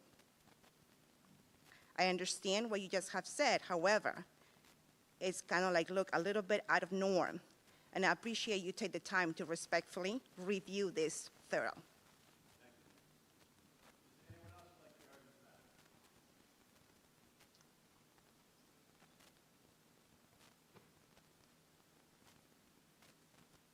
Hi, my name is Marlise Fliss, 111 Jefferson Street, East Islip, New York. I'm also an attorney. My office is at 149 East Main Street, East Islip, New York. Back in 1998 or so, application was made to subdivide this particular property. And Matilda Quist, who relative stood up to speak, her application to subdivide the property was denied on account of the wetlands being on the property. Respectfully, I understand what you're saying, that it's a win-win because some of the property is being dedicated to the county of Suffolk. However, I don't see how unusable property is considered a big sacrifice on the part of the person making the dedication, because basically the property is useless to them. The thing is, that property, if it was to be added to the yield, meaning that if the developer, the applicant were to keep that property, he or she could build bigger houses, sell for more money. However, giving up that property, means to build yield and develop a smaller house for less money. But they can't build regardless because of the wetlands. So, Just because they can't build on it doesn't mean that the yield can't be included in an application bill.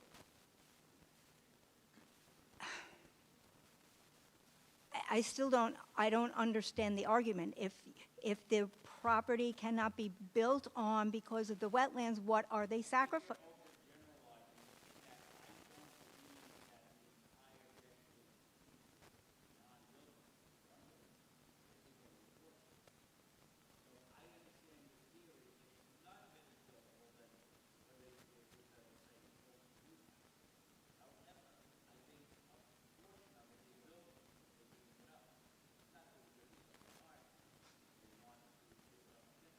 So even if a small part is buildable, I mean, the other thing you need to understand is, so after Mrs. Quist died, a second application was made. Her estate, the executor of her estate, also applied to subdivide that property, and she as well was denied. And because she was denied the subdivision, she elected to sell the property. I bought the property. I lived there for 22 years. I know this property. There are in the rainy seasons, the water comes up to the edge of the backyard. I used to have 150 ducks that I fed on that property. They used to swim up onto my property. So the water level there changes from season to season. So I don't even understand how the DEC is making this decision, because did they look at it over a broad number of years, how this wetlands evolves?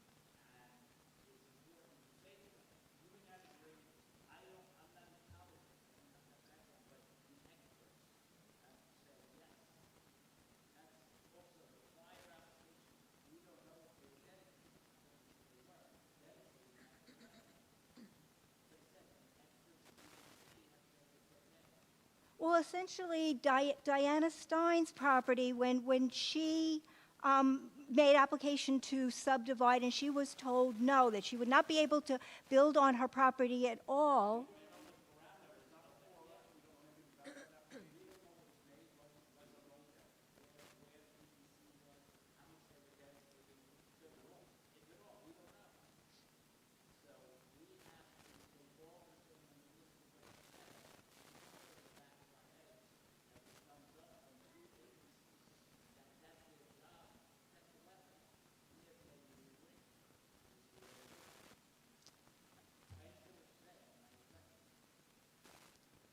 Well, I hope that my clients No, I'm not here.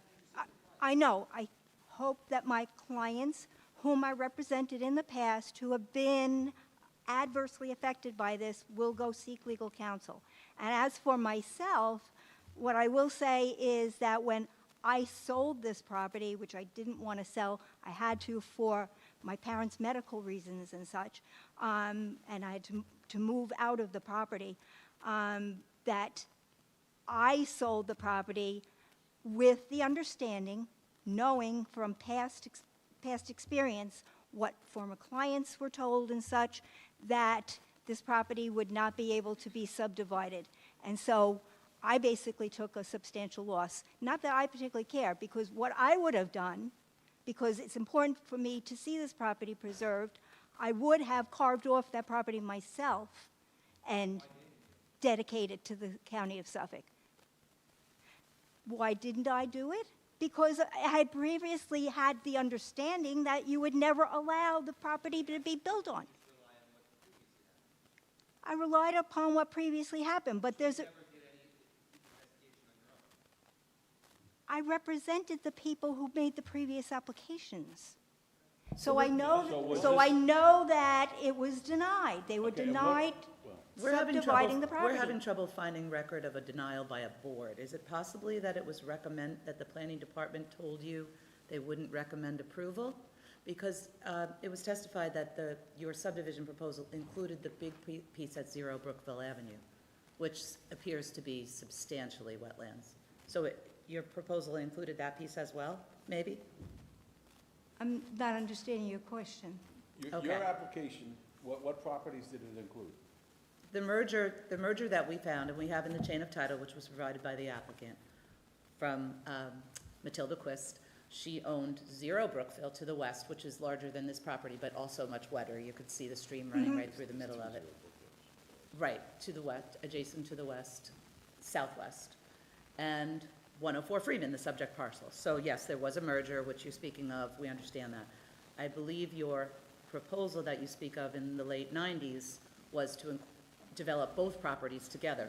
No, it was just to develop 104 Freeman Avenue. Okay. Well, we don't have any record of any denial by any zoning board, the zoning board or the planning board, of that denial. It could be very well that the planning department, of which I was a member at the time, may have said we would recommend against that subdivision.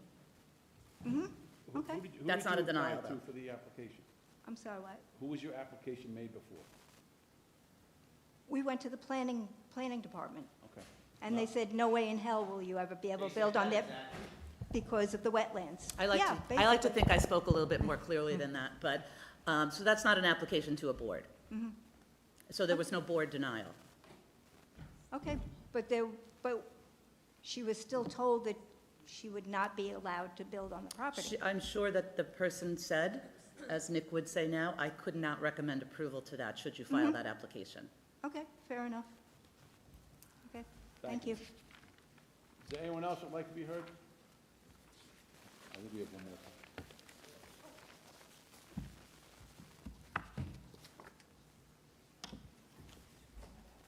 Good evening.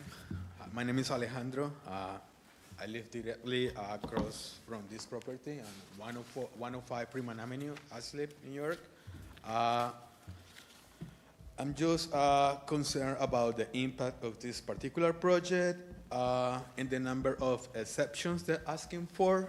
I'm worried about the wetlands, the drainage, the traffic, the parking, and how this project could affect our neighborhood. Because I live directly across from this property, and this project will have a direct and permanent impact on my home and my neighborhood. I just ask the board to carefully review this project, and if the applicant cannot show that the new construction will not negatively affect the surrounding homes and neighborhood, I ask the board to deny the application. Thank you. Thank you, sir. Okay, anybody else like to be heard? Ma'am, you've already spoke, so, sir, you want to? I'm sorry. Good evening. My name is Derek Stein, 256 Evergreen Avenue, Central Islip. I am Diana Stein's son, as mentioned. And again, I think really, I think almost the agency approval part of this, that, you know, working in government, I've seen this, it takes a lot to get the state and county, you know, involved and on the same page with something. However, the precedent here, whether or not that came to the Zoning Board of Appeals, or was just an opinion from somebody at the planning department 25, 30 years ago, opens up the town for litigation. I don't think so. The opinion of the planning department 25, 30 years ago isn't precedential to us. Even though this is the exact property that would be I don't know. previously preserved. We don't know what it was. We can't find any record of any application. give me an application number. I don't have that. Nobody But, does. nobody does, Right. apparently. So But, where's the precedent? but still, it's there because we have this approved from the county. The county legislature approved this in 2007 with full support at the time for preservation of open space when it was expressed at that time that this was an unbuildable lot, or excuse me, not this lot, but the Brookville Avenue, the adjacent property, that was unbuildable and that could not be subdivided. And it's not. It hasn't been. It's now preserved as open space, which is totally fine. And truthfully, I mean, I wish more developments did do this sort of project where they would subdivide the property. That would be great for everybody. But obviously, there is an issue here if the county is saying this, you know, and that's now 20 years ago almost, that this property, the adjacent property, has to be preserved for open space. It's unbuildable. Town, at some point, even if that was an informal conversation, agreed to that, then where's the line? And so I would just ask that, you know, this be denied because this obviously doesn't We seem to understand be your built. point, sir. Thank you Yep. very much. Thank you. Thank you. Is there anyone else like to be heard besides the applicant? All right.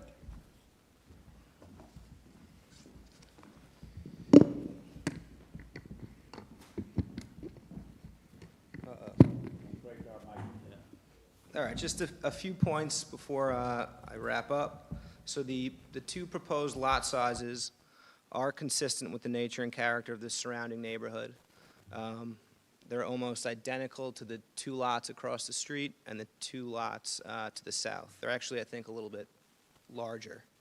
As I said, the application has the support of Suffolk County, has the support of the Town Engineering Division, as well as the Planning Department. There is also, I do have 3 letters from other neighbors who are in support but could not be here tonight. I'll hand those up. And then just as, Mr. Bowman indicated, as for the environmental impacts, the New York State DEC has approved this application. They have issued a permit. All drainage will be contained on site. That's a requirement of the Town of Islip Engineering Division. This will not be approved by that division unless we can demonstrate that all stormwater will be contained on site. The property is sewered, and the last point I'll make is that there can be no question that this application meets the objectives of the overlay district, because we are preserving not only the wetlands but also that 100-foot buffer area adjacent to the wetlands. So with that, I would just request that the application be granted tonight, and I'm happy to answer any questions the board might have.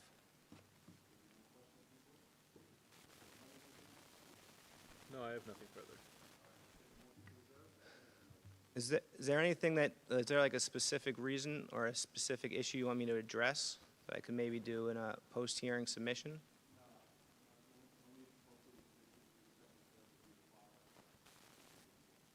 Thank you. As do I.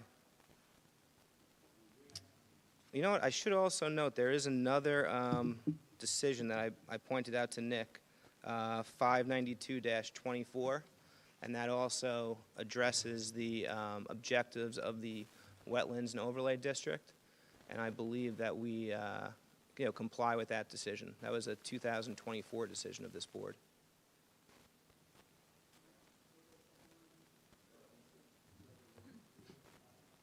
Thank you.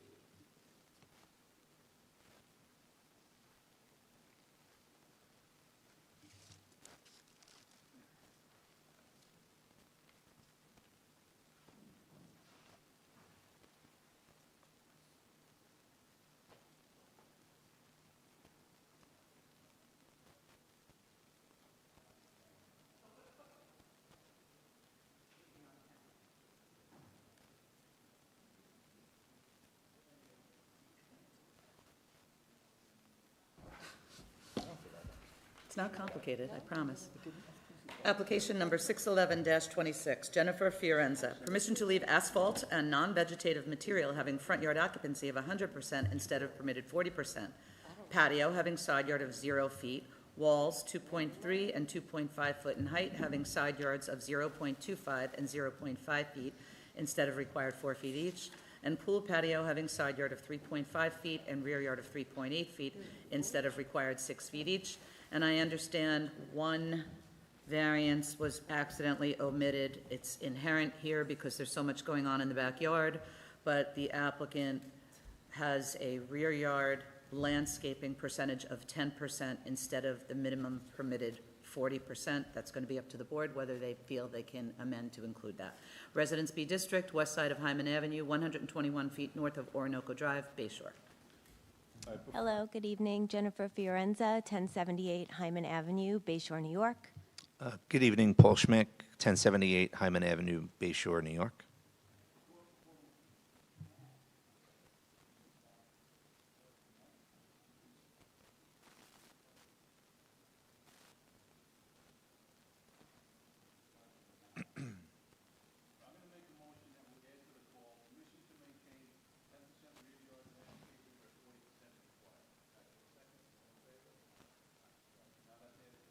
Thank you. Thank you.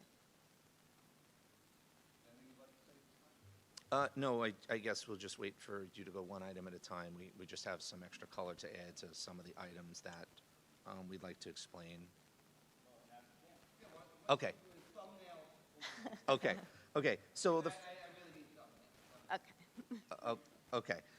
So the front yard, there is some fake grass there. It's about, it's not very big. It's about 30 feet by 25 feet. Sean, we have been dealing with Sean. He noted 0%. We asked about the flower beds. We can put mulch in the flower beds. There's some gravel there right now so that it's not 0%. So we want to see what we can do to work around keeping the fake grass. And just some depth on it. Fake grass is incredibly expensive. I am a cancer survivor. I'm looking to stay away from any fertilizers or anything.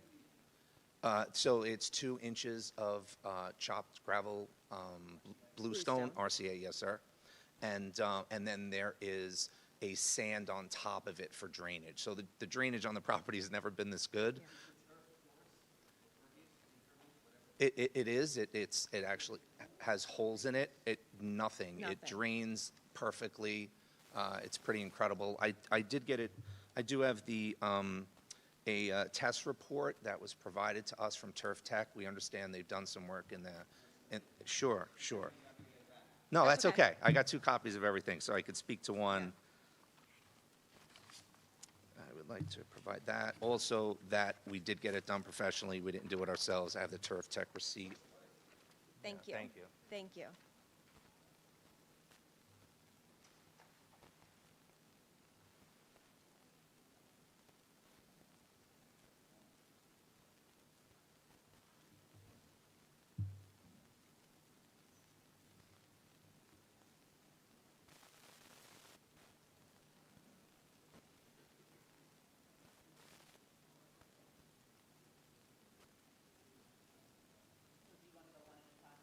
Oh, Yes, I'm sorry. We're- I thought we're we were sorry, waiting we're on a waiting for response. you. Sorry Okay. about that. The next item, did I give him? Oh, okay. The next. Sure. So the rear yard, there's 200 linear feet of flower beds that we have put in. There's about 50 trees that we've planted back there. It is dirt right now. We are seeking approval to match the side and the backyard, the north side yard and the backyard, with the turf as well, so that it matches. In the back, and the side is 40%. I'm thinking Sean didn't note the side yard. That's what he educated us on. Yes, sir. Yes, sir. Okay. With the trees, isn't it 30%? No, he's saying 10%. And even with the 47 trees that we had planted and the vegetation that we had included? Because prior to us making those renovations, the property was about 40% concrete. We had a 108-foot driveway that we decided was just wasted space. So again, like, it just looks like there's more vegetation and greenery in the back now than prior to those renovations.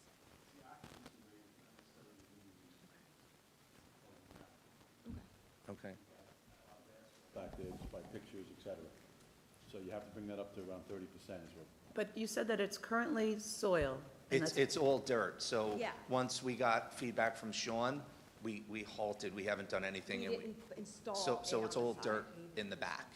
We didn't move forward with anything in the back. Is It's it all- possible he was too conservative with his I calculation? think it is, of- but he's the expert, and I believe it's Yeah. closer to 20%, but I'm not here to And challenge. I had conversations with Austin in the variance department, who also thought that Sean Gregory was a little bit, I guess, Conservative. not conservative with the greenery that was in the back. So he wanted us to present our case to the board. 30%. Yeah, to them it sounds like a huge change, but maybe not. Are the trees planted in the planters? Oh, yeah, we Yes. just had about 50 planted. Yes. In those planters? Yeah, so it's 500 square feet of vegetation, 200 linear feet. And do you think that Sean calculated for that? Is that being included, or? All we know is what zoning sent us. Yeah, We- so we did the s- trees were planted, I would say, early July, so he may not have seen them in an overhead shot.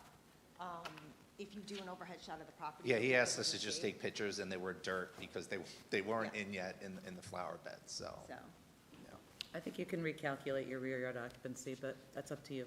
Okay, thank you. All right, next issue is The next issue, we're a little bit confused at. It says side patio yard. On the south side of the yard, it was becoming a little bit dangerous. It's 9 foot wide. It's our utility side of the yard. It's where the HVAC is, it's where the pool equipment is. We have a little storage back there. We keep our garbage cans back there, so it's a very heavy trafficked area. We put gravel down because nothing would grow. It was becoming unsafe for even the oil guys to drag the hose all the way in the back. If it rained and it was heavy rain, drainage was terrible. We put about 2 to 3 inches of chopped marble rock, and the drainage has been incredible. We haven't had any flooding, and we've kind of taken the safety issue, I think, off the table because it wouldn't grow grass. We didn't want to add turf there. We didn't want that on that side of the house. So we've added some gravel so that it was just a safer environment to walk in with some porcelain pavers to the back of the house.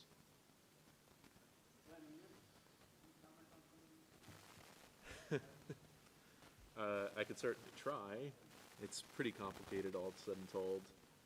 And the rear yard landscaping, I don't know if I really can comment very much on, because it's not entirely clear to me that 10% is accurately representing what is actually going to be there.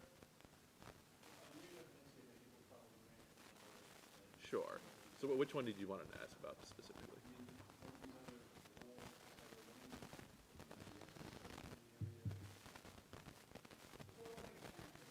No, the side walls are, instead of putting a PVC fence, we made a significant investment and put stucco and marble, 27-inch and 30-inch high walls. We didn't want to use PVC fencing. It's 4 foot high. We wanted something that had a much lower profile.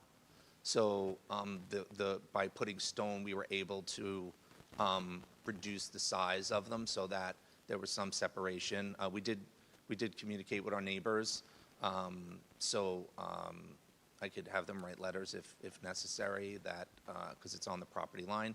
And I think feedback from Sean was it's because they were over 18 inches to put the permit in, which we put a permit in for the north wall, a permit in for the south wall, and then we're here to talk about the And we variance because also it's over had 18 inches. the master plan updated with the setbacks that he required with the engineer seal, which was submitted. Right. That would be correct, because they're over 18 inches, they would have required a permit, whereas a fence wouldn't. I actually just sent pictures also to the chief building inspector today, who asked for pictures, John something. John, yeah. I think the best way to summarize this entire application would be that you guys were very creative with how you wanted to do your property. You had walls instead of fences, you had AstroTurf instead of a regular lawn, and unfortunately for you, our code was not well equipped to handle that sort of creativity.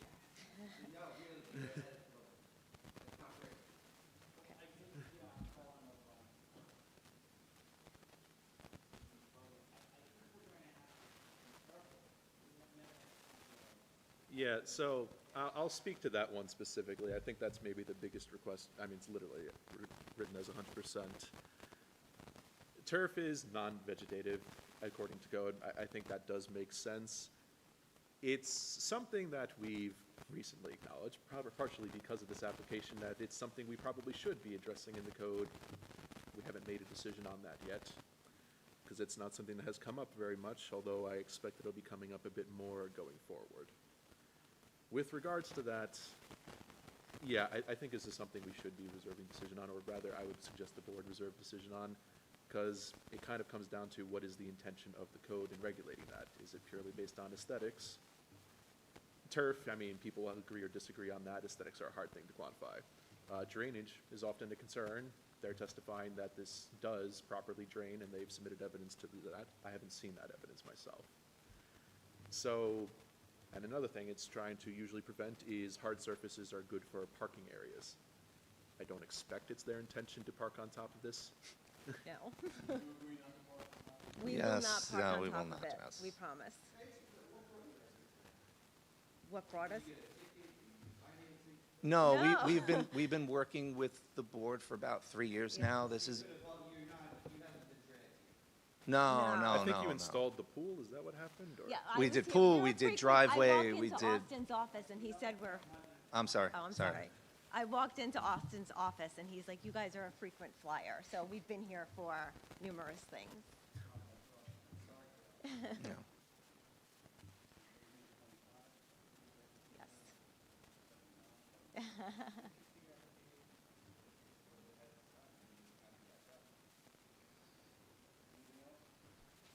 No, I think Mr. Nicoli put it well. It's something we should consider further.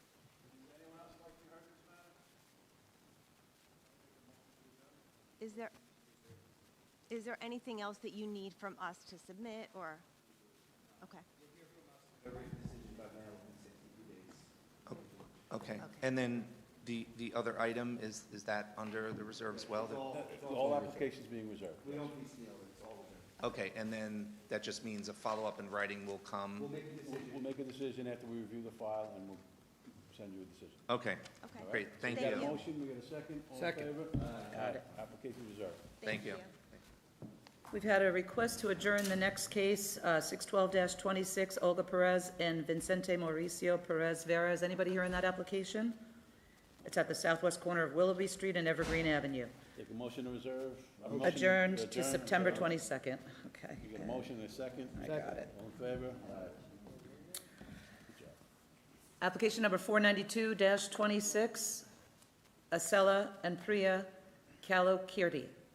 Permission to erect two-story addition, 26.2 by 37.1, to leave roofed-over patio, 12.4 by 20.9, having side yard of 1.8 feet and roofed-over entrance, 5 by 6, having side yard of 9.6 feet instead of required 14 feet each, total side yards of 11.4 feet instead of required 28 feet, and floor area ratio of 34.4% instead of permitted 25%, and to leave driveway having side yard of 0.5 feet instead of required 4 feet.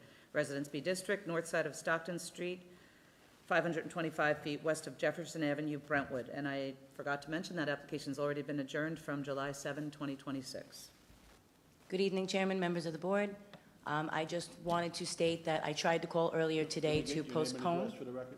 I'm sorry? Your name and address for the record? I'm sorry. Kathleen McHenry, Long Island Permits, P.O. Box 5, Center Merchants, New York, 11934. Thank you. I did attempt to postpone this hearing. When I met with the board at the last hearing, the board had requested for us to do something to lower the FAR. We've been working with the architect. We figured out exactly what we want to do, and he kind of disappeared over the past few days, and we don't have our actual numbers. So we just need to get those numbers from him so that we can get this down to a reasonable FAR to bring in front of the board, and then we What would... number were you looking at with the architect? We don't know yet, because what we proposed, which was to remove the roof over and the concrete, didn't quite get us. We needed 1.6% more. So I believe he was looking at taking a portion of the cantilever off, or he was going to work that out. But the final number we did not have, which is the $64,000 question. When did you contact zoning to request? Today, we tried to give him as much time as possible. That's So, much time, boy. yeah, all I needed was a number.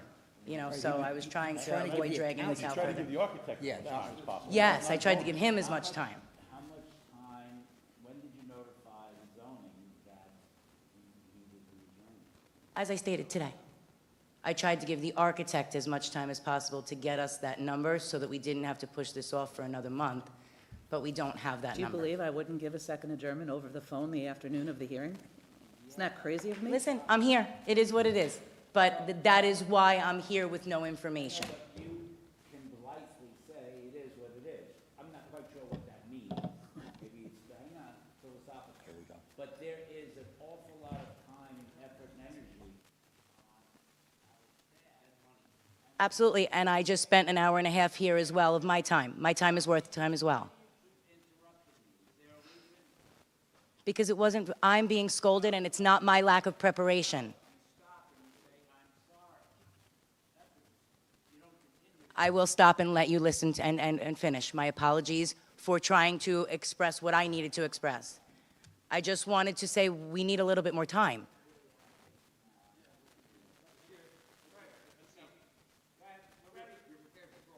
We are not prepared. That's what I just said to you.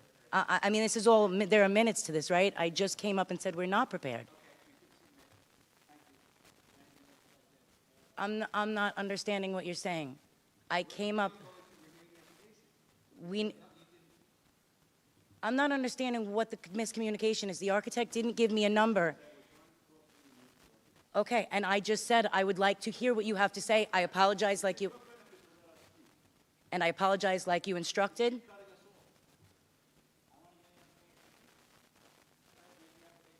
We cannot make the application at this time because we do not have the number from the architect.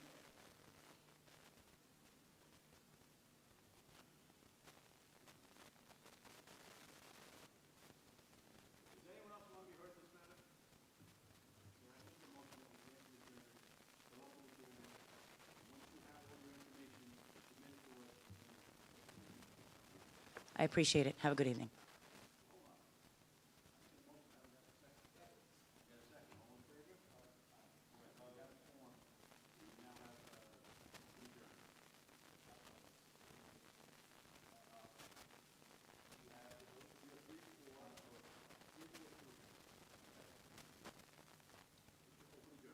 So the adjournment is granted and it's okay I leave? Okay. Thank you very much. Excuse me?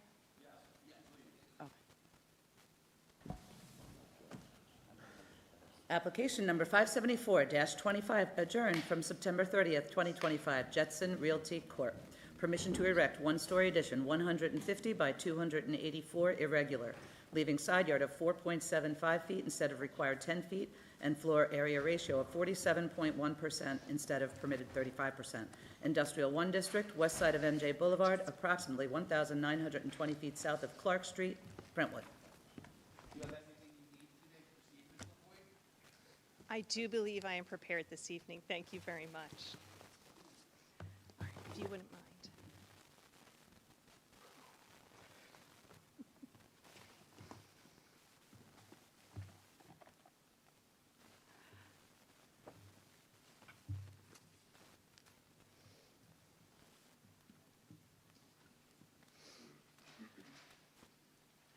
All right. Good evening, Mr. Chairman and members of the board. Allison LaPointe from the firm Sir Tillman Bell and Adler Hyman with offices at 100 Motor Parkway, Hopog, New York, 11788. We are here before you this evening seeking variance relief for FAR and a side yard setback in connection with a proposed addition to an existing manufacturing and warehouse use. This subject lot is located at 70 MJ Boulevard, Brentwood, also known as Suffolk County Tax Map Number 500-134-2-4.3, and this lot is zoned L1 Industrial. Submitted to the board this evening is a chart analyzing FARs along MJ Boulevard, accompanied by building division certificates, site plans, and surveys. ZBA approvals, which we received via FOIL from the town for 110 MJ Boulevard and 80 MJ Boulevard. And with me, we have a representative from R&M Engineering, our traffic engineer, Tom Walsh, our architect, and the applicant. We've also submitted a traffic and parking report by R&M Engineering dated August 18th, 2026. I know it's been a bit of a long evening, and I would beg your indulgence as I have a lot of information I'd like to get into the record. My client has been working on the subject application alongside the town for 5.5 years. They have appeared before the planning board 3 times. First is September 9th in 2021, where they were asked to make significant revisions to the site and reduce the size of the building. Again, on August 16th, 2023, where they were approved for special permit and outside parking of unattached box trailers and site plan modifications. They then went back to planning due to revisions made through the engineering process on September 3rd, 2025. This resulted in an increase in landscaping as requested by engineering, as well as a reduction in parking requested by engineering and the request to land bank 47 stalls while installing 95. The initial approval for the initial variance for the parking reduced their parking down to 101 stalls. The second time they went back after working with engineering and the request to further reduce their parking, they sought 142 stalls. Plaster Run is a 43-year-old family-owned business which has owned and operated out of 70 MJ Boulevard for the last 25 years. They originally started as a 4-person operation in a storefront before growing to the current site. Again, this is family-owned and operated. The original business was opened by Jacob Levy, who still runs the company and now works in concert with his former partner son, David Cohen, and his own son, Jason. The building expansion before you this evening will allow this family business to survive and to be passed down to the 3rd generation. They produce paper goods such as plates, napkins, toilet tissue, paper towels, and tissues out of bulk raw paper materials. Paper product production is a pennies business, and therefore profit is made in volume.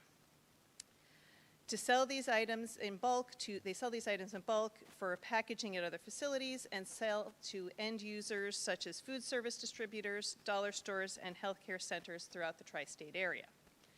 My client is proposing an addition to measure 31,950 square feet and site reconfiguration to ensure that they can continue in this location for another 25 to 50 years.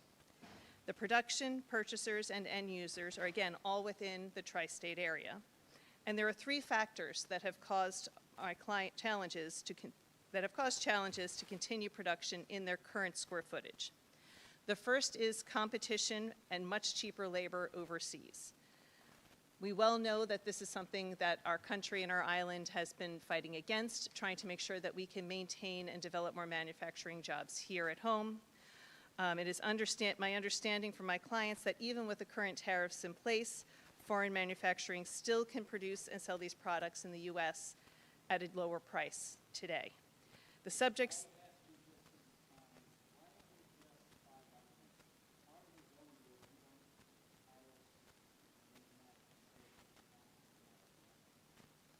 I understand.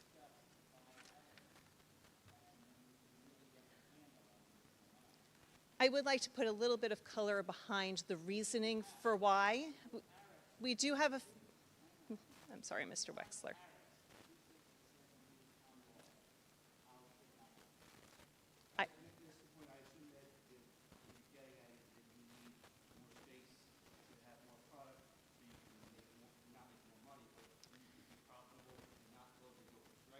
That is part of it, yes, certainly. I certainly will promise not to mention tariffs to you again. I do have a bit more information that I would like to, I do apologize, Mr. Wexler. I will certainly skip ahead from a good chunk of it, but I think it is important that the board knows that this operation does employ 130 people at present, and that the other issue that we've had is in the post-pandemic, it is more difficult to get materials in a manner that is consistent, so the additional space is also necessary. I certainly did.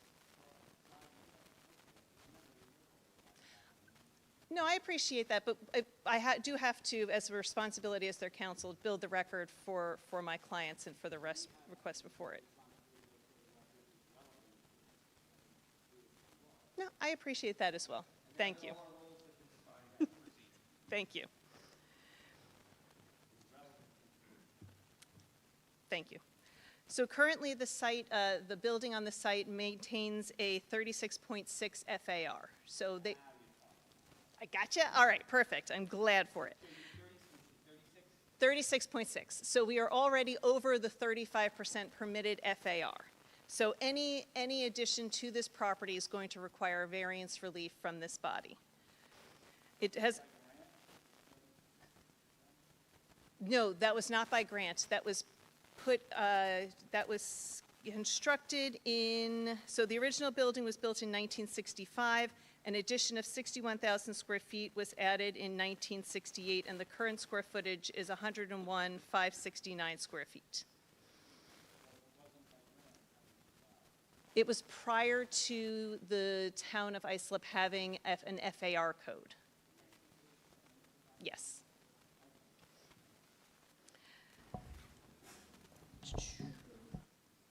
Okay. So presently, the building is broken out into 4,800 square feet of office, 55,000 square feet of factory, and 40,000 square feet of warehouse. Again, the proposed addition of 31,950 square feet of warehouse and accompanying 8 loading docks were already approved by the planning board. You're well familiar with the MJ Boulevard corridor, particularly if you recall my presentation back in May. We recognize that this corridor is directly adjacent to a residential neighborhood. It appears from historic aerials that the residential neighborhood was developed first, with the industrial corridor following. And most of the development pattern is well established throughout the corridor, with the buildings at the rear of the property, with parking lots, loading docks, truck and maneuvering on the front and sides of the building. This consistent development pattern makes it very difficult to meet modern zoning codes and regulations. So in your packet, you have an outline of the various properties and the various FARs. I believe that part of the board's concern during the last application is there was perhaps not enough supporting information in terms of how the FAR numbers were established. You now have before you the building division certificates as well as surveys and site plans for the sites I'm about to mention. So of the 13 developed properties, 7 of them maintained FARs more than 35%, these ranging between 35.6% and 64%. Again, I have submitted a chart outlining these numbers. 140 MJ Boulevard is at 47%, 50 MJ Boulevard at 41%, 100 MJ Boulevard at 64%, 105 MJ Boulevard at 46.75%, 81 MJ at 35.66%, 110 MJ at 42%, and 95 MJ at 43%. I've also submitted to the board variance relief granted by this body in years past. 110 MJ Boulevard was granted a variance of 55.9% first in 1993 and then again in 2001. And 80 MJ Boulevard was granted 47% in 1988. The structures along this corridor range from 8,000 square feet to over 500,000 square feet. So again, the information before you is backed up with a review of Suffolk County GIS, Town of Islip Building Division certificates, Planning Department, and Zoning Board records submitted for your consideration. Allison, just because you mentioned 110 MJ twice there. Yes. You mentioned the previous approvals by the board. I was at the 95 hearing. Yes. And we re-granted it some years later, but it was never constructed. Understood, but the And point. so I just want to make it clear, your chart says the FAR on the site is 42%. So just. Oh, so, yes, no, I recognize that it is that the chart does indicate that it's 42%, but again, submitting that was to illustrate that this body has granted within the zone that the board considers FARs in excess of what Right. we're seeking today. Got it. Thank you. All right, in terms of the 5 factors, as previously described, the 7 properties in the corridor exceed the 35% FAR. With FAR reaching into the 40s and nearing 65%, we put forth that the proposed addition is well within the established nature and character of the community, and that there will be no negative impacts to that nature and character if this relief is granted. Further, we have submitted a traffic and parking study by R&M Engineering into the record for the board's consideration. The traffic team will address in a bit more detail the findings of that report, but the conclusion of the report indicates that the expansion of the building will actually result in a net positive impact to the traffic, thus would be an improvement. Part of what I skipped over a little bit earlier is another reason for the expansion of this building is my clients would like to reestablish the use of the rail behind the building, and much like in the prior application as described, due to this fact that a rail car contains 4 tractor trailers worth of goods, additional storage space is necessary in order to get that use back up and running. It's not financially feasible to do so without the additional space. In terms of substantiality, we believe that the relief sought is neither numerically substantial nor will result in any substantial negative impacts. In the event the board does consider this request numerically substantial, the fact that the request is within the nature and character of the community should negate any such substantiality. It's well settled that substantiality needs to be directly tied to an actual negative impact, and as we will discuss further with the traffic engineers, we believe that the subject addition will result in reducing traffic through the neighboring residential neighborhood, thus bringing a positive impact to the property. My clients are hoping to accept 20 rail car loads per month, which would equate 80 tractor trailer loads coming through the neighborhood.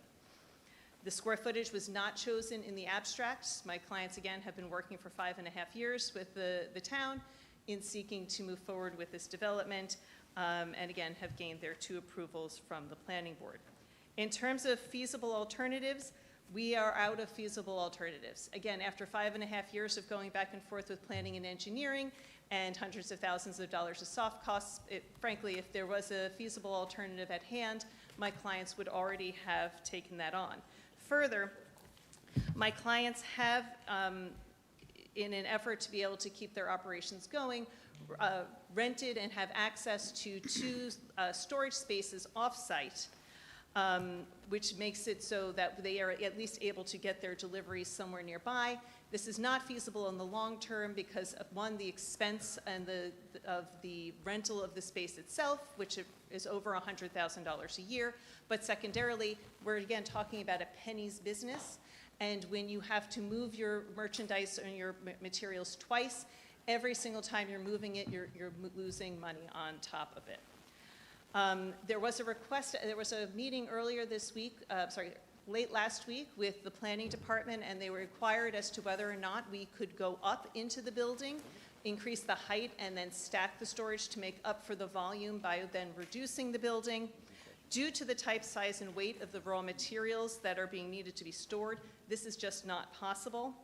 The raw materials for this production are large rolls of paper. They range from 36 inches in height to 102 inches in height, with about a 50-inch diameter, and range in weight from 780 pounds to 4,200 pounds.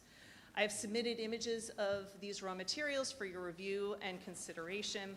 Due to the size and weight of these raw materials, it is my understanding that my client cannot utilize rack storage and cannot stack inventory above 22 feet for safety reasons. Again, we put forth that they have exhausted their feasible alternatives, and continuing the off-site storage is both a significant financial burden, but also results in significantly more vehicular trips to and from the site.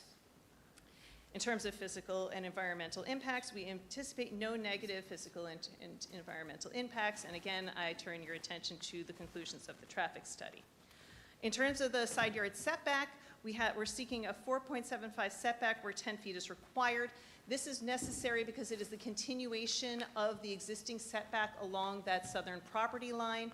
In order to meet that 10-foot setback would put a significant jog into the building, which could then disrupt the motion of materials from the 8 approved bays into the storage area. And again, we do believe that there's significant compliance with other properties within the neighborhood. In no way would the 4.75-foot setback be a negative impact on the nature and character of the community, nor do we believe it is a substantial request before the board. And with that, I'm available to have answer any questions, and we also do have our traffic engineer here for your questions. Okay, any questions from the board at this time? Only involving tariffs. Planning, any comments at this time? Anything on tariffs? On tariffs? I'm only available for tariff questions. Billy wants to know about tariffs. The only question I'd have at this time is, you alluded to it, it's something we discussed about potentially raising the height of the existing building, which you're saying can't happen. This is maybe a bit of a silly question. I am a bit confused about that. The proposed addition is taller than the current structure, correct? At this time, it is proposed as taller than the structure, but actually in a prior conversation I just had with my clients, we don't know that it's absolutely necessary. There is some space that has to be between the storage and the height because of fire marshal and other things like that. But again, we're not anticipating any storage going above 22 feet.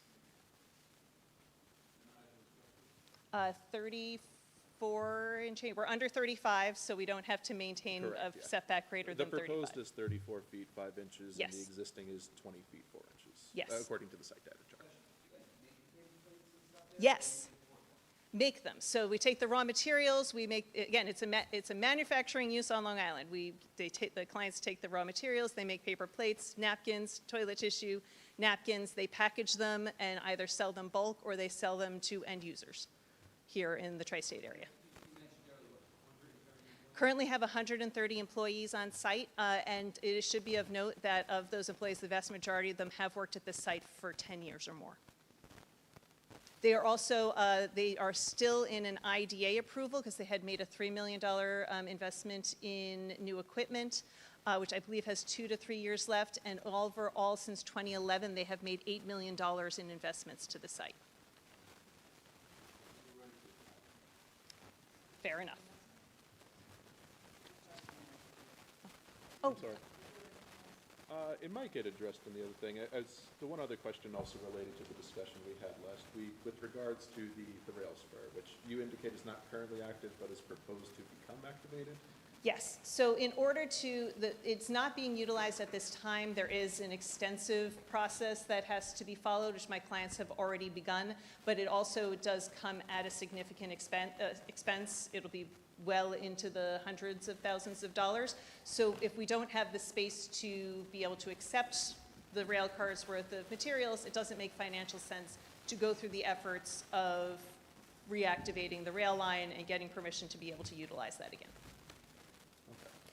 So I just have one question about the Sure. planning board special permit. Wasn't the special permit for the outside storage of the register, of the trucks? Of the box trucks, yes. Right, and there's a lot there on that aerial photograph. Yes, so that is the other reason that we're hoping to be able to get this variance, because right now, again, off-site, we have 2 off-site locations with storage, and the storage on-site is being utilized in those box trucks that we're trying to get off the site.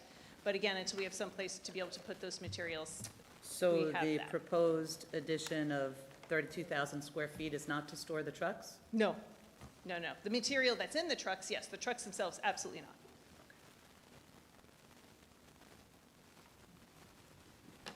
Any other questions now? Not at this time. No? All right, now we're ready. All right.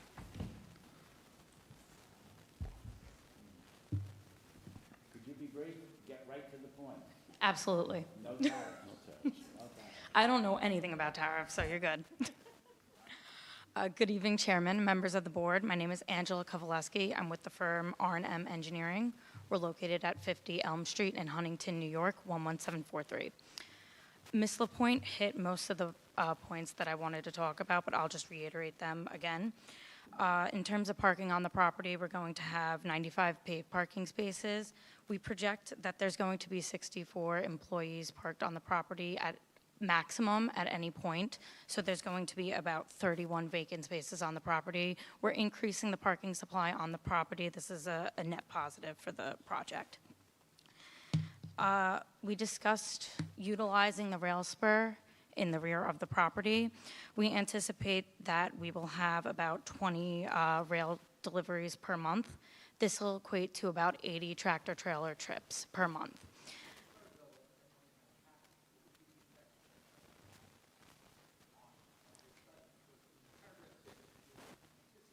It's going to happen. If it doesn't happen, what happens with the traffic? Does it increase? It would just stay the same. It would stay the same, there wouldn't be more trucks if you're not using the rail? No, because we need the approved expansion to use the rail. So if we do not get the expansion, we wouldn't use the rail, everything would just stay the way it is. If you got the expansion, you didn't use the rail, wouldn't you have to use trucks to bring that material in, that you anticipate using the rail? If we get the expansion, we would be using the rail, right? That's not what you said. So to clarify, so as I mentioned before, we currently have storage in 2 locations off-site as well as in the storage containers on-site. If we're not able to get the expansion, of course, the storage containers will have to leave. They'll have to obtain more off-site storage, which will require all those additional trips. Right. It would not make any feasible sense if they're then paying for those other off-site storage locations financially to then go through the expense of it doing getting access to utilizing the rail again, because they're also now paying for reinvigorating the rail as well as other storage spaces. No, So and we I don't understand that. anticipate a net increase in the trucks because we're going to still need that volume of materials elsewhere. So there's only going to be a decrease in the number of Okay, trucks. but that material is initially brought from your location to the outside source, right? Wherever the storage space is, there is at least one trip that takes place with those materials. Because you're manufacturing, as you said, and then they're stored elsewhere, correct? I think it's the reverse. The raw materials are stored elsewhere and then they're brought on site because what we find is a little bit more difficult in the chain is making sure that we have the raw materials present to operate, because if they're not present, it shuts down production entirely and then people are out of work. Ms. Lapointe, just how much weight should we apply to this anticipated or proposed rail connection when it may or may not happen? Would we be foolish to grant in part based on that and it doesn't occur? I don't think so, because it is a much more efficient way for my clients to operate. I understand Yeah. rail is the most efficient, is container ships, then rail, and I get it. I'm saying this, but it may not happen. So how much weight do we put on?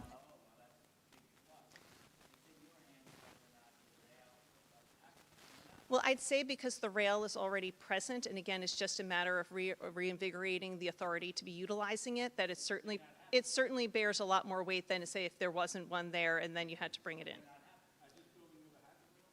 Yes. It's certainly possible that it might not happen, but again, it is my client's driven goal to be able to do it. I would say again, seeing as this is a penny's business, any found efficiency that they can find to be able to make sure that they work efficiently is what's keeping their business alive. So I'd say my clients are incredibly driven to make that happen, because if they can find a more efficient way to be able to bring materials in and store materials on site, because again, if you're buying a roll of paper and then you're selling some napkins, it's not like you've got a $100 markup on that, right? So they have to find efficiency wherever they can, and efficiency is what makes their business work. So I'd say that you can be confident in them moving forward with the rail. I would have a very quick follow-up. In the past, it has not. I have some experience with rail stores on this manufacturing. If it's already been there, it's a matter of the rules. I've done it before. That makes sense. So if there's already been rail stores, They own rail then it's just a matter of the rules. It's not, it's one of Yeah, I wanted a really quick follow-up question. If it is more efficient, you might have already said this, why isn't it being currently utilized? Because it hasn't been utilized, my understanding is it hasn't been utilized during, actually, can I make a clarifying question? Sure.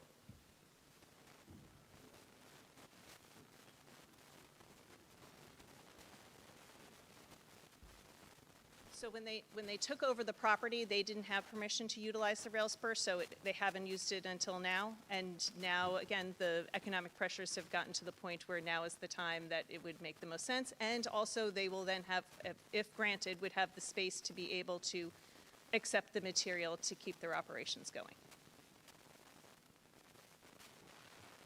Is the contention then that they don't currently have the space to accept from the rail spur?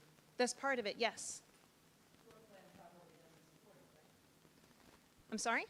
I said the floor plan probably doesn't support it, because the last application that you presented at 86 MJ, the additions were being designed to coordinate with the spur deliveries. So they have, in the floor plan, which I do have a copy of the existing building, I don't have with me, but I can have submitted to you at a later date.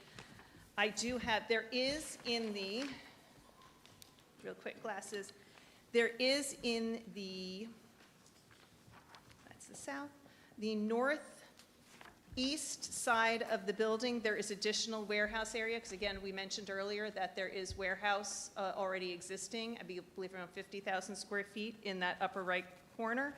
And then you go into packaging and factory. So this lower, right now, all the deliveries are going into that are coming via truck are going up into that area that's existing. And so that area could be then utilized to accept the rail deliveries, whereby they will also, we're not saying we're going to be eliminating tractor trailers entirely, because again, we have the approval for the 8 bays as well as the 8 unattached box trucks. That eastern area would then be utilized for this new addition would then be utilized for the acceptance of the tractor trailers. And I can submit this over to you, and again, we can provide you with a layout of the entirety of the building.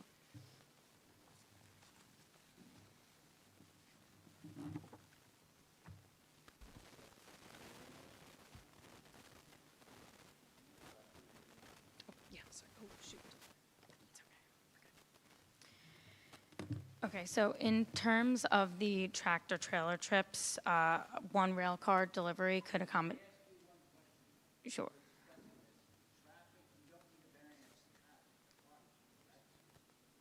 Correct, we received a.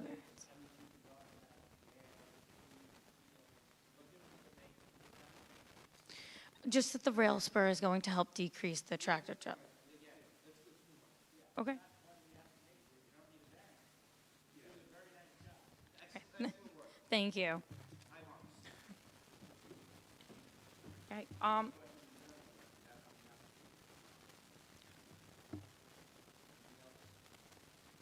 Oh, no, thank you.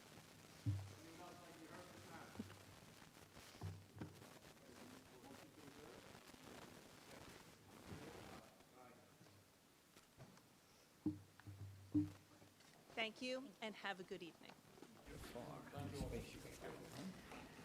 Yeah, the reason.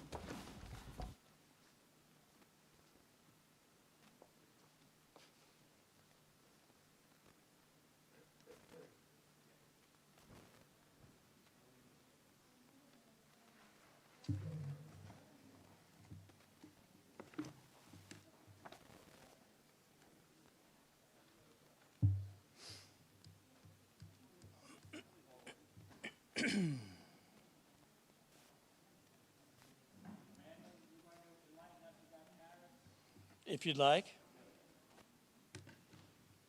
Now that you're all warmed up.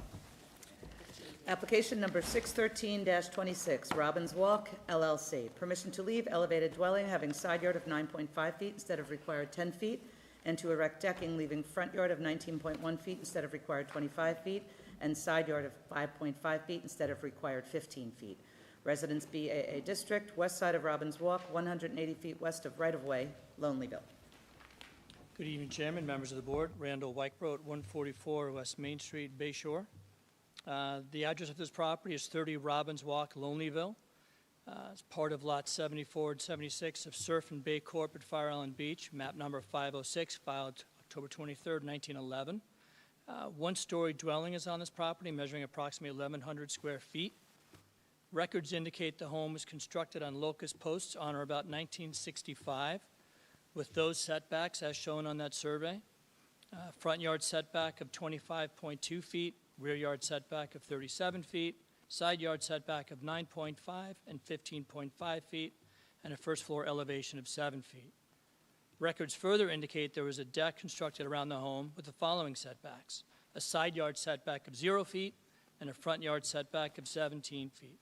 A CO was issued for the home on August 17, 1965. An application was filed with the building department to repair and replace the deck and the failing locust posts.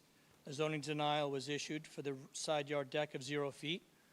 I came to this board back in June, decision number 344-25, where a 2-foot setback was granted. So we cut the side yard setback from 0 to 2 feet. Shortly thereafter, the deck was removed and the failing locust posts were replaced with new piles pursuant to New York State Residential Code Appendix J 401.9 as a structural repair. The replacement of the piles resulted in lifting the home approximately 3 feet, which according to Town Code Section 6821D, put this property back in front of this board.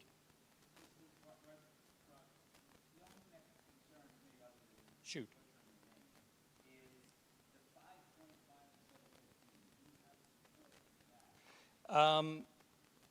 Let me go into why it's 5.5 feet, because the 4-foot walk around to the back door creates that line of 5.6 feet.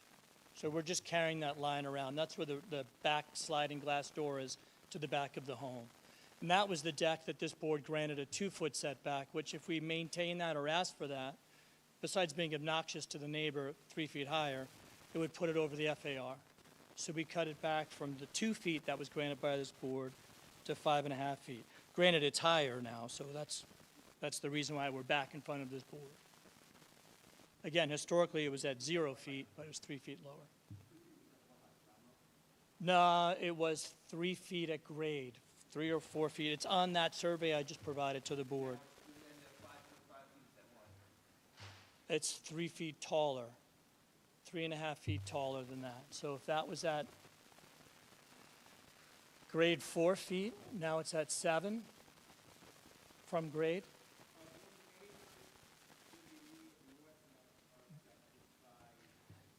The neighbor to the north did reach out when we came to the prior application, and we went for 0 to 2, and they expressed their opposition. I explained to him that I was going for 2, and he said, okay, well, I'm just going to voice my opinion on the matter, and we spoke, and I said I would put up landscaping and trees and things like that. But we're not back here to push for the 2. We're cutting it back to line up with that 4-foot walk around. So the 4-foot walk around from the front of the property to the side of the property where the back door and sliding glass doors are is what establishes the 5'6".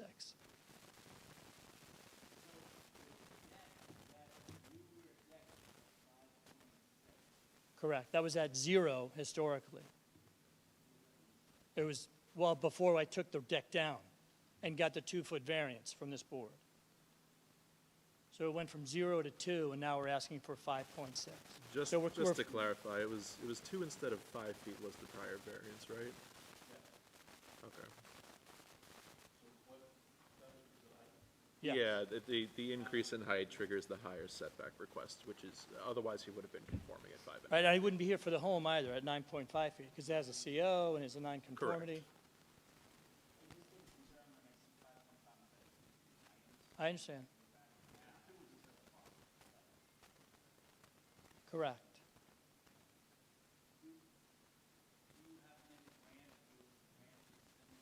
I don't. I don't. I reached out to the zoning board and I didn't get any call back, and I don't have any information. I did call Mary. I did call Mary. I did. No. I just called because I generally call Mary, and we chat and we talk, and she's very helpful and very knowledgeable. I think she knows every variance on the island. I don't think you asked me about precedent to support this application. I didn't. I did not. I didn't get you on the phone. Oh, and I didn't return your call that you left a message on? I left a message. I did. Okay. I did.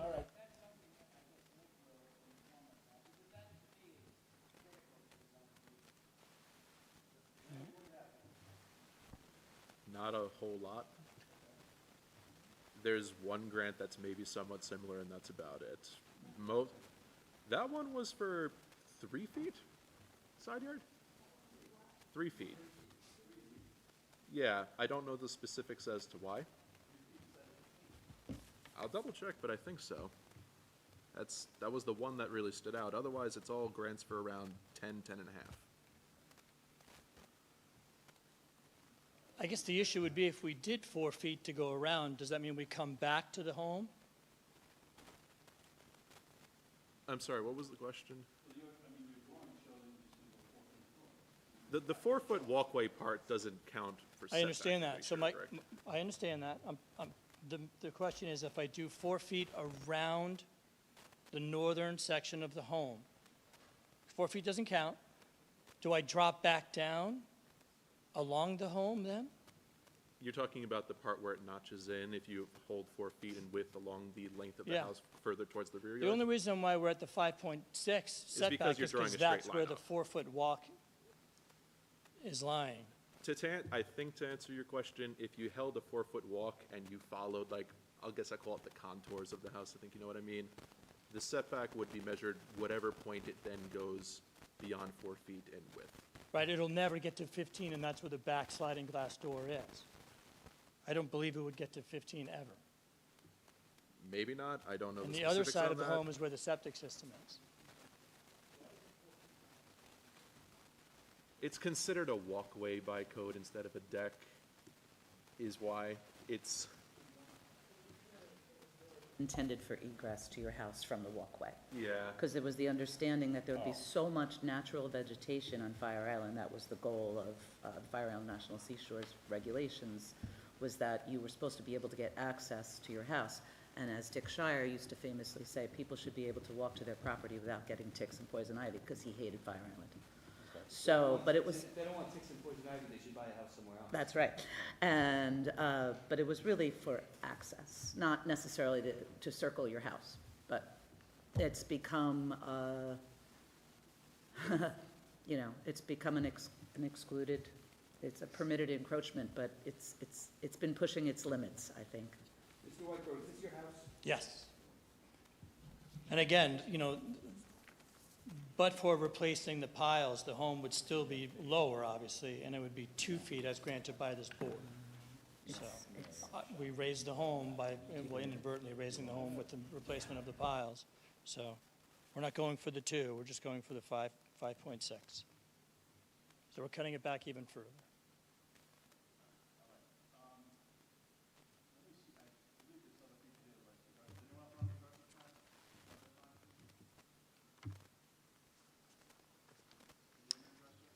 I'm Dan Creighton. I own 26 Robbins Walk. I am the neighbor to the north. I am. And I'm just here to advocate for my property and my value, and I obviously would like for the 15-foot boundary as recommended by, yeah. You're welcome, and I just have it in the letter you may have, but I brought it. Thank you.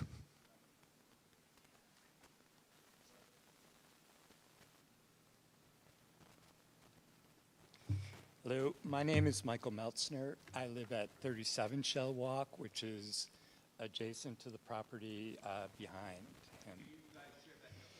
Correct.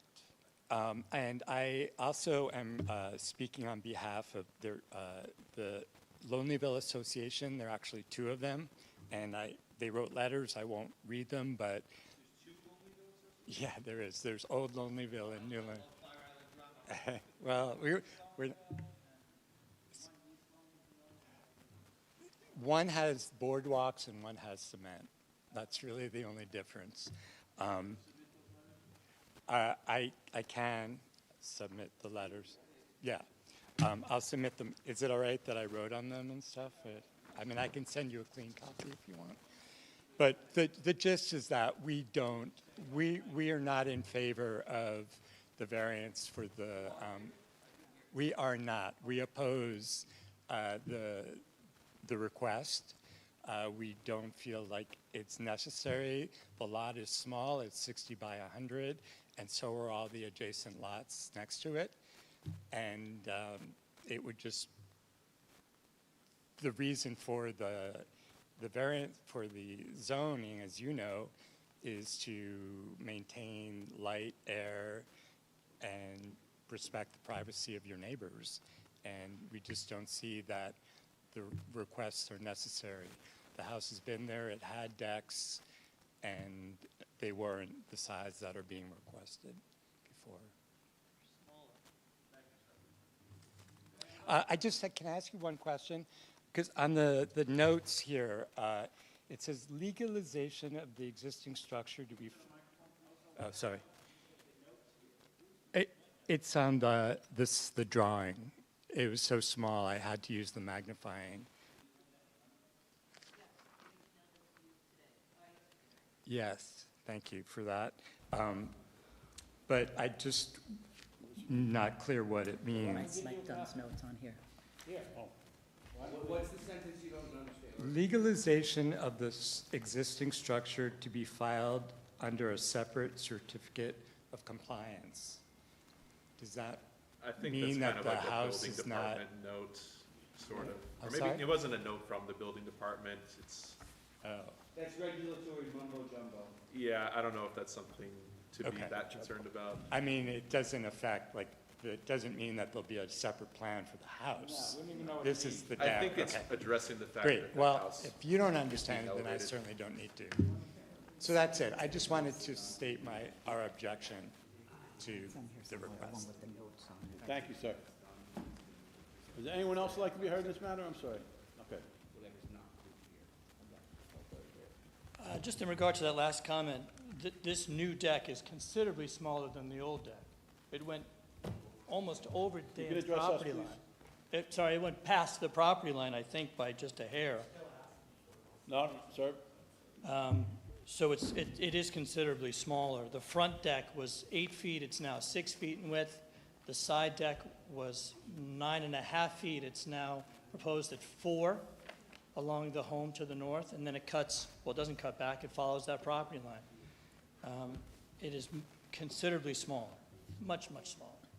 And within the FAR, it's a 29% FAR, and I'm pretty sure, Nick, you could attest to this, what's the FAR average in Lonelyville? It's probably much greater than 29%. So it's a I one-story couldn't attest to that home. right now, I wasn't prepared to, Right.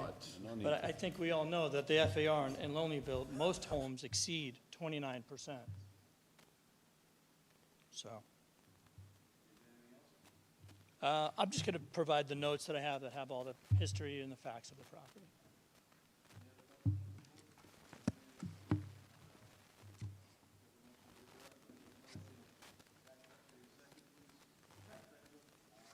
Thank you. Have a good night.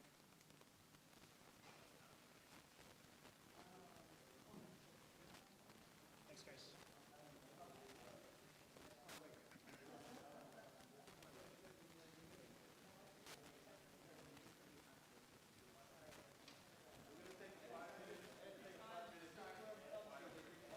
That's fine. We waited this, it's another 5 minutes.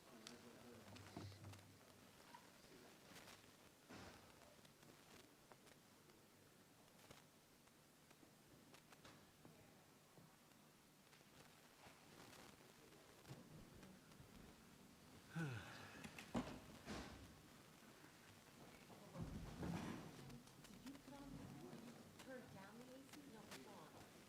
You turn down the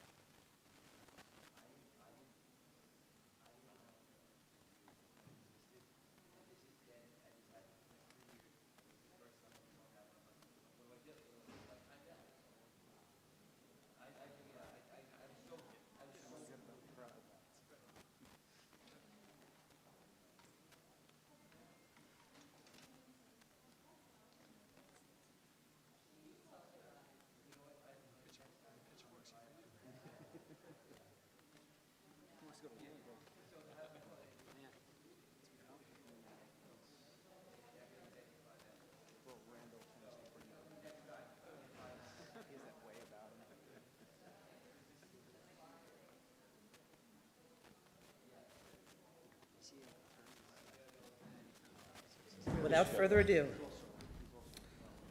Everybody good? Nerve of you to not call him back, if he even called.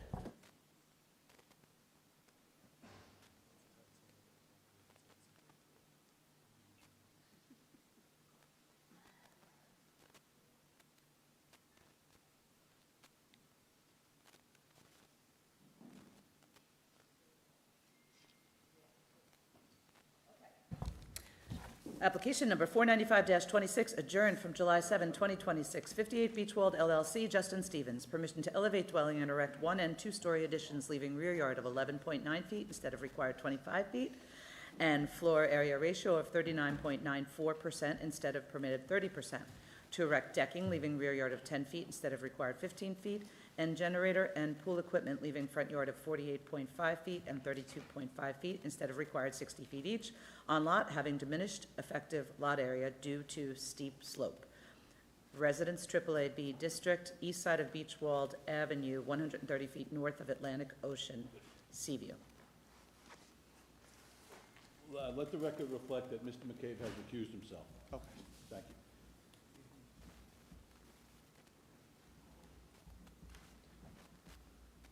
Just one clarification on the, John Farrell with the firm of Somewhere, Braff, Coscignano.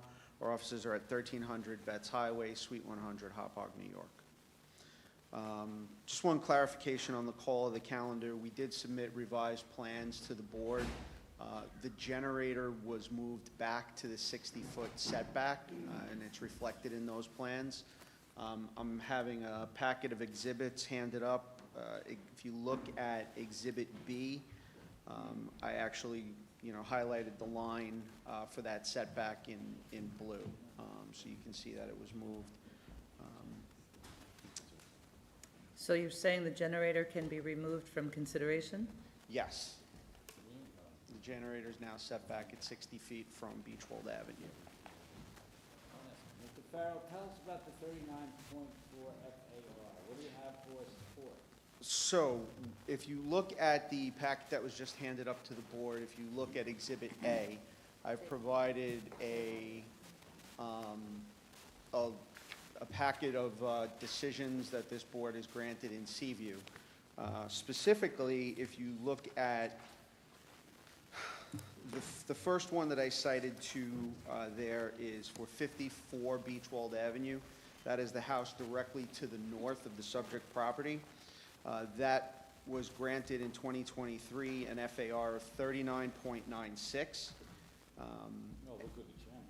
Yeah, well, I was a rookie then. It was granted, it was 39.96. It is a BAA zone, but a AAA-B and a BAA zone for single-family residents have the same setbacks and same FAR requirements. So I believe that that is relevant precedent.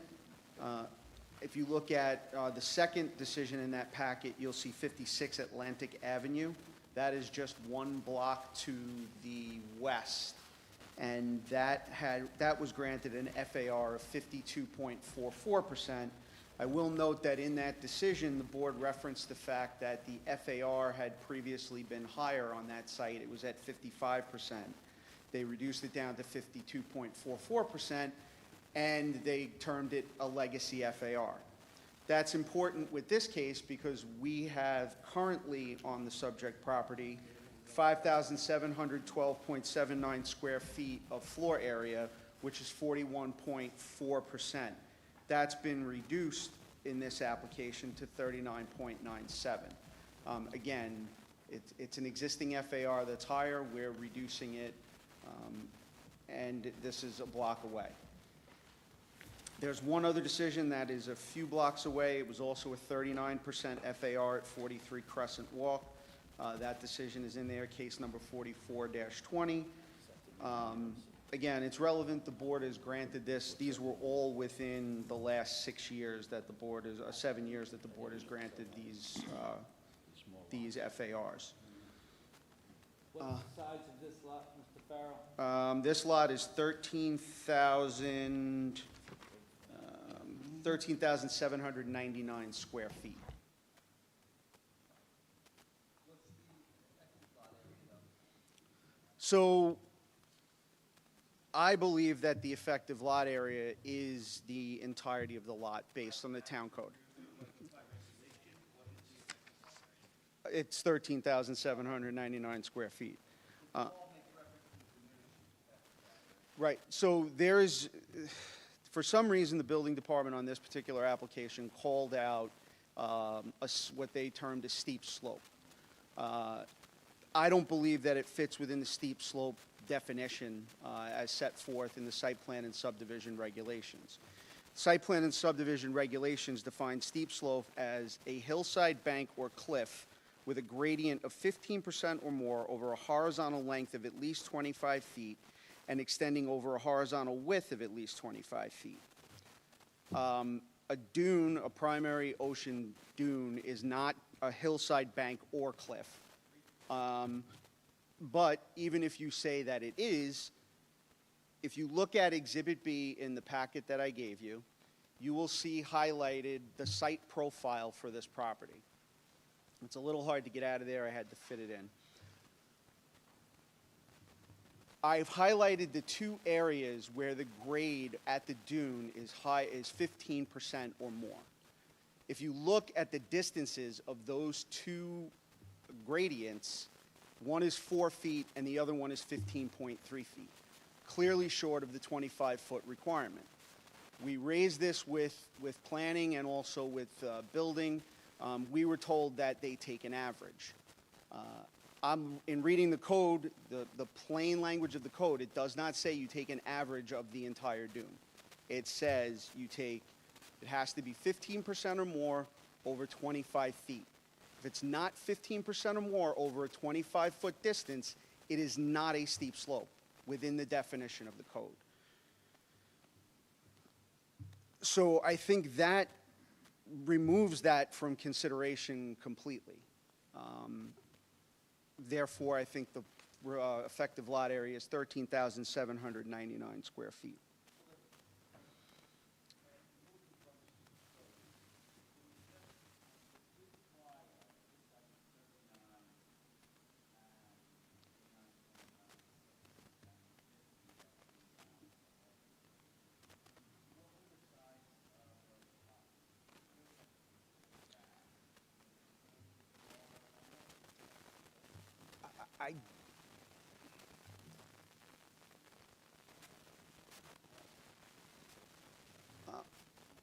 I mean, they're probably smaller than the sub.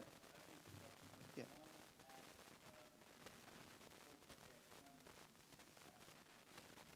Okay.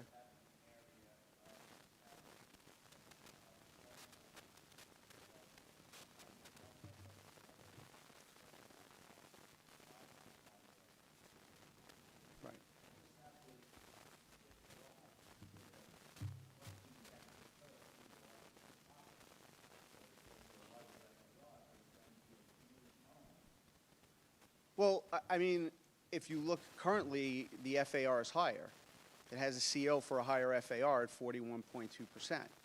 So we're reducing that down to be more consistent with what's been approved and smaller than a 55% number, a 52% number. The current FAR is 41.4%. Yes.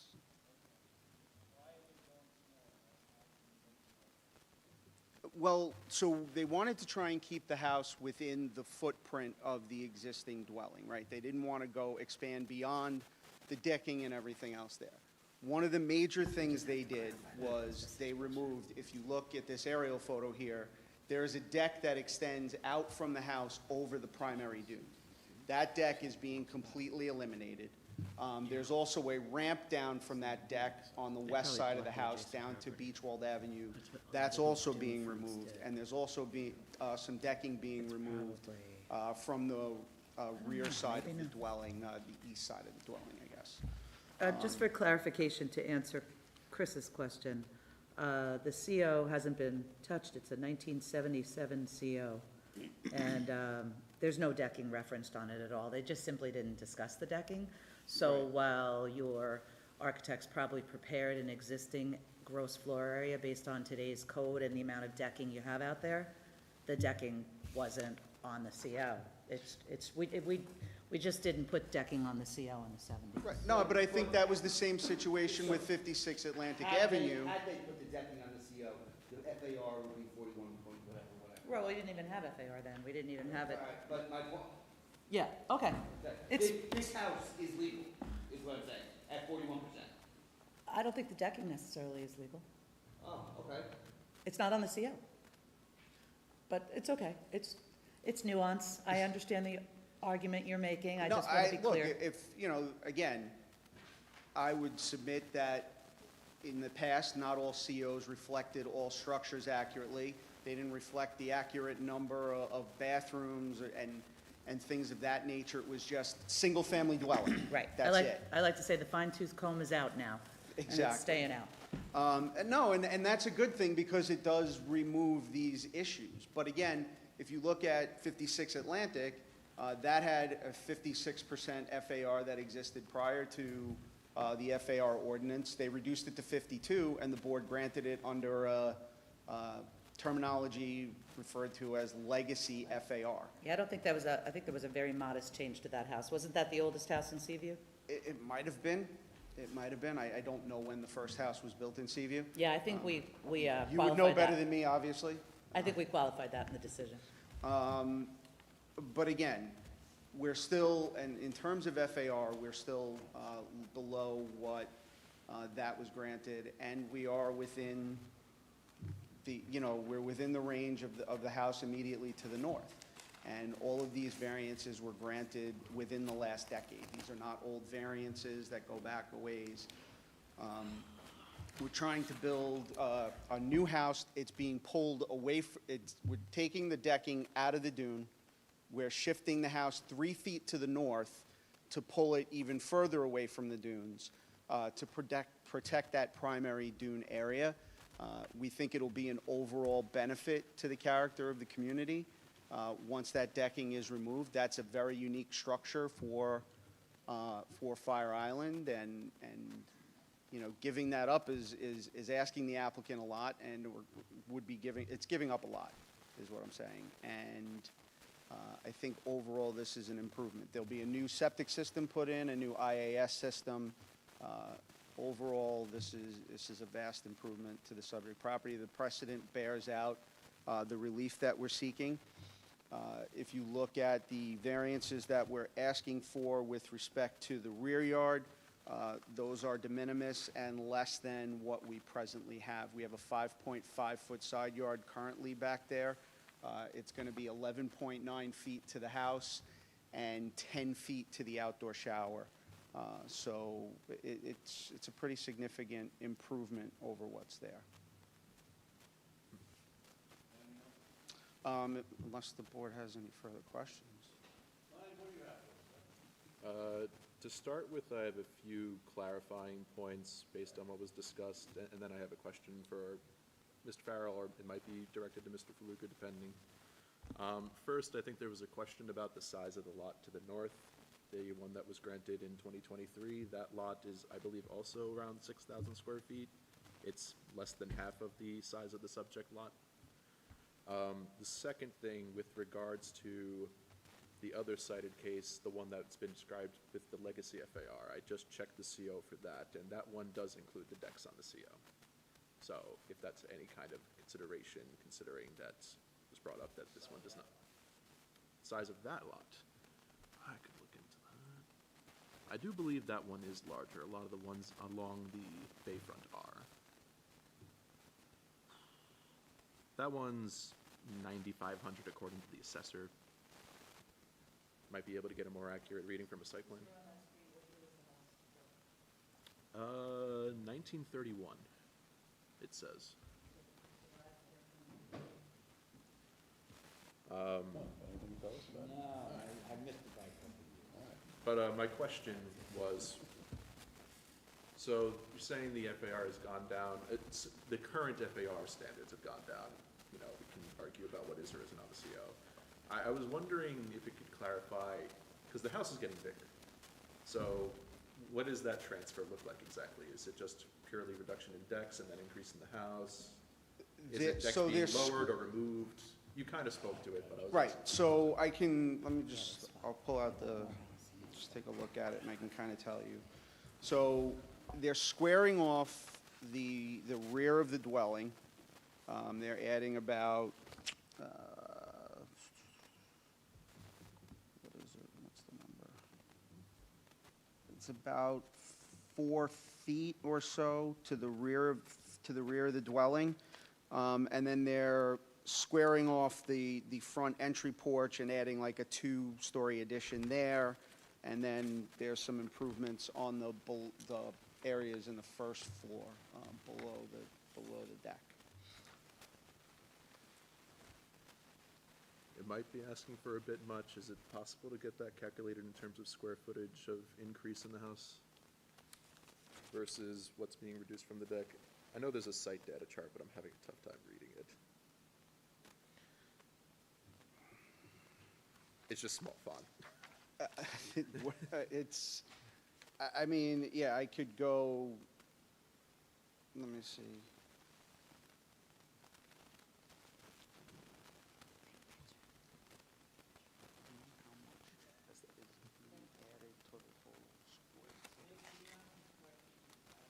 To the house. That's what I'm trying to figure out. To the house, not the decks. Yeah, part of the problem is that it would be inclusive of some decks as well. So I'm trying to figure out how much bigger the house is getting. Right. Yep. So it looks like the first floor is being squared off underneath the second floor under the deck. That's adding about 580 square feet. And then on the second floor, it's about 449 square feet. So, I mean, it's about 1,000 square feet. Sorry? Yeah, it was submitted. It's about 1,000 square feet, but again, it's staying within the existing footprint. We're not expanding beyond what the footprint of the house is. And the 500-plus square feet is going to be under that deck that extends out onto the first floor on the house, yeah.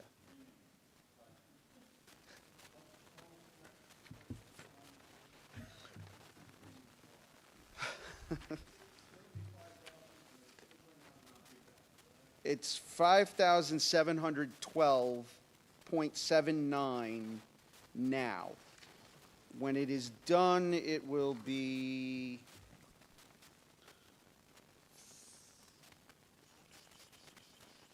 where's the number? Do we know what that number is? It'll be 5,516 square feet.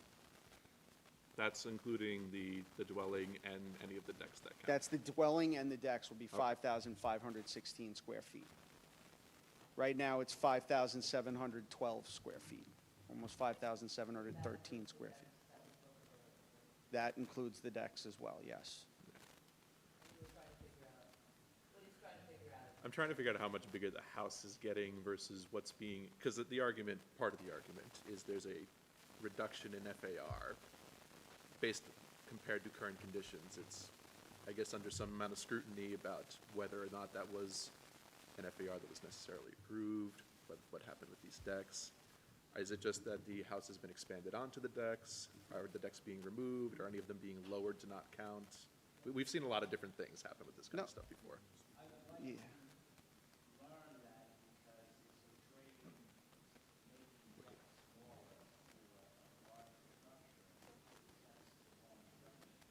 Well, I don't know, how is that the wrong direction? We didn't write the FAR code. The FAR code is written the way it's written. Honestly, it shouldn't include decks, to be honest with you, but it does. And if you were talking about strict dwelling size, I could understand what you're saying, but it's a combination of things. You're factoring in multiple things, and now you're scrutinizing this application because the house is getting slightly bigger. But again, the house is run down, it's old, it needs to be improved, and it's the square, No, you are, but the square footage that's being added is really de minimis and is not expanding the footprint beyond the setbacks of the code. We're talking about maybe a 4-foot extension to the rear of the house is the most expansion we have of the footprint. Everything else is remaining identical. And a good portion of the FAR is going to be in an area of the house that nobody is going to see. It's not going to present bulk. And that's really what an FAR is, right? You want to avoid the presentation of bulk. Mhm. I'm going to let Mr. Bolger Pfluger talk about this, sorry.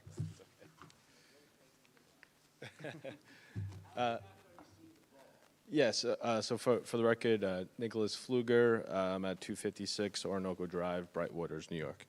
The important piece of information here is that the house is being lifted from its current location in terms of height. The existing first floor is smaller than the existing second floor. So we're basically filling in that existing first floor and adding to the first floor underneath the existing second floor. That's where the additional bulk is. So essentially, we're matching the existing first floor to the larger existing second floor. So we're staying within that footprint. Yeah, sure. Yes.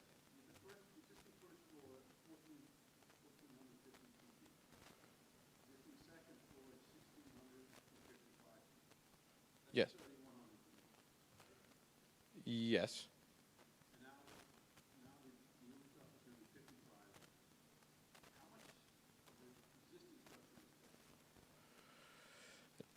Don't have that parsed out. It would take me a second to give you that exact answer. But I think it's important to note that, obviously the existing deck is also changing shape.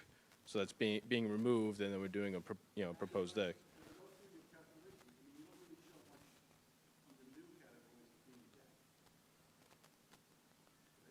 So, access walk, second floor proposed. So new second floor south deck, that's less than greater than 4 feet wide. That's 1,066 right there, which is 7.73%. So that right there is a big portion of the proposed deck that you're asking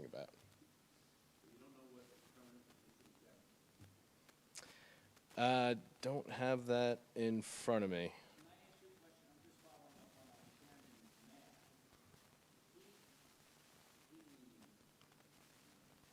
Yes.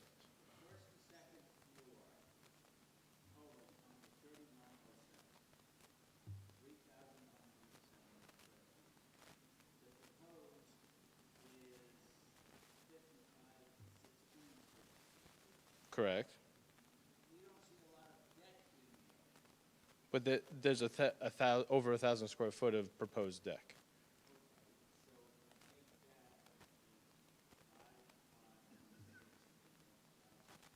That's 1,066 to be precise.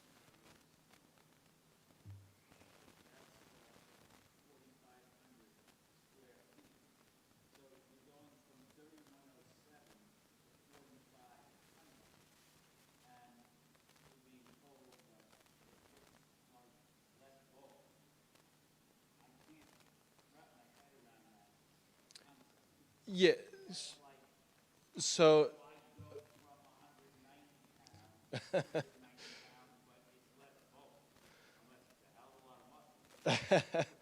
So I'll explain that again. So basically, it's a two-story structure, right?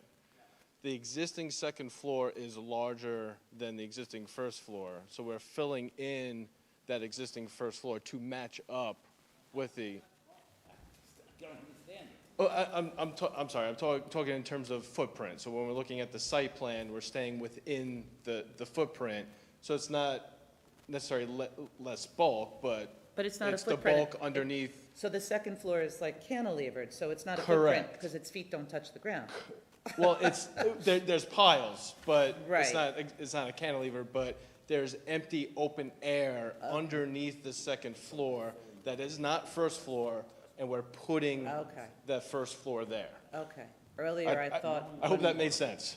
No, I get it. I just would, we, Which will be covered by the second story deck.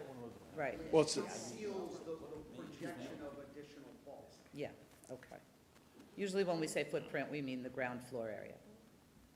I see what you're saying, yes, yeah, but I was talking about the second floor because it is larger, so, yes. Got it. Okay. Okay. All right. Planning other questions?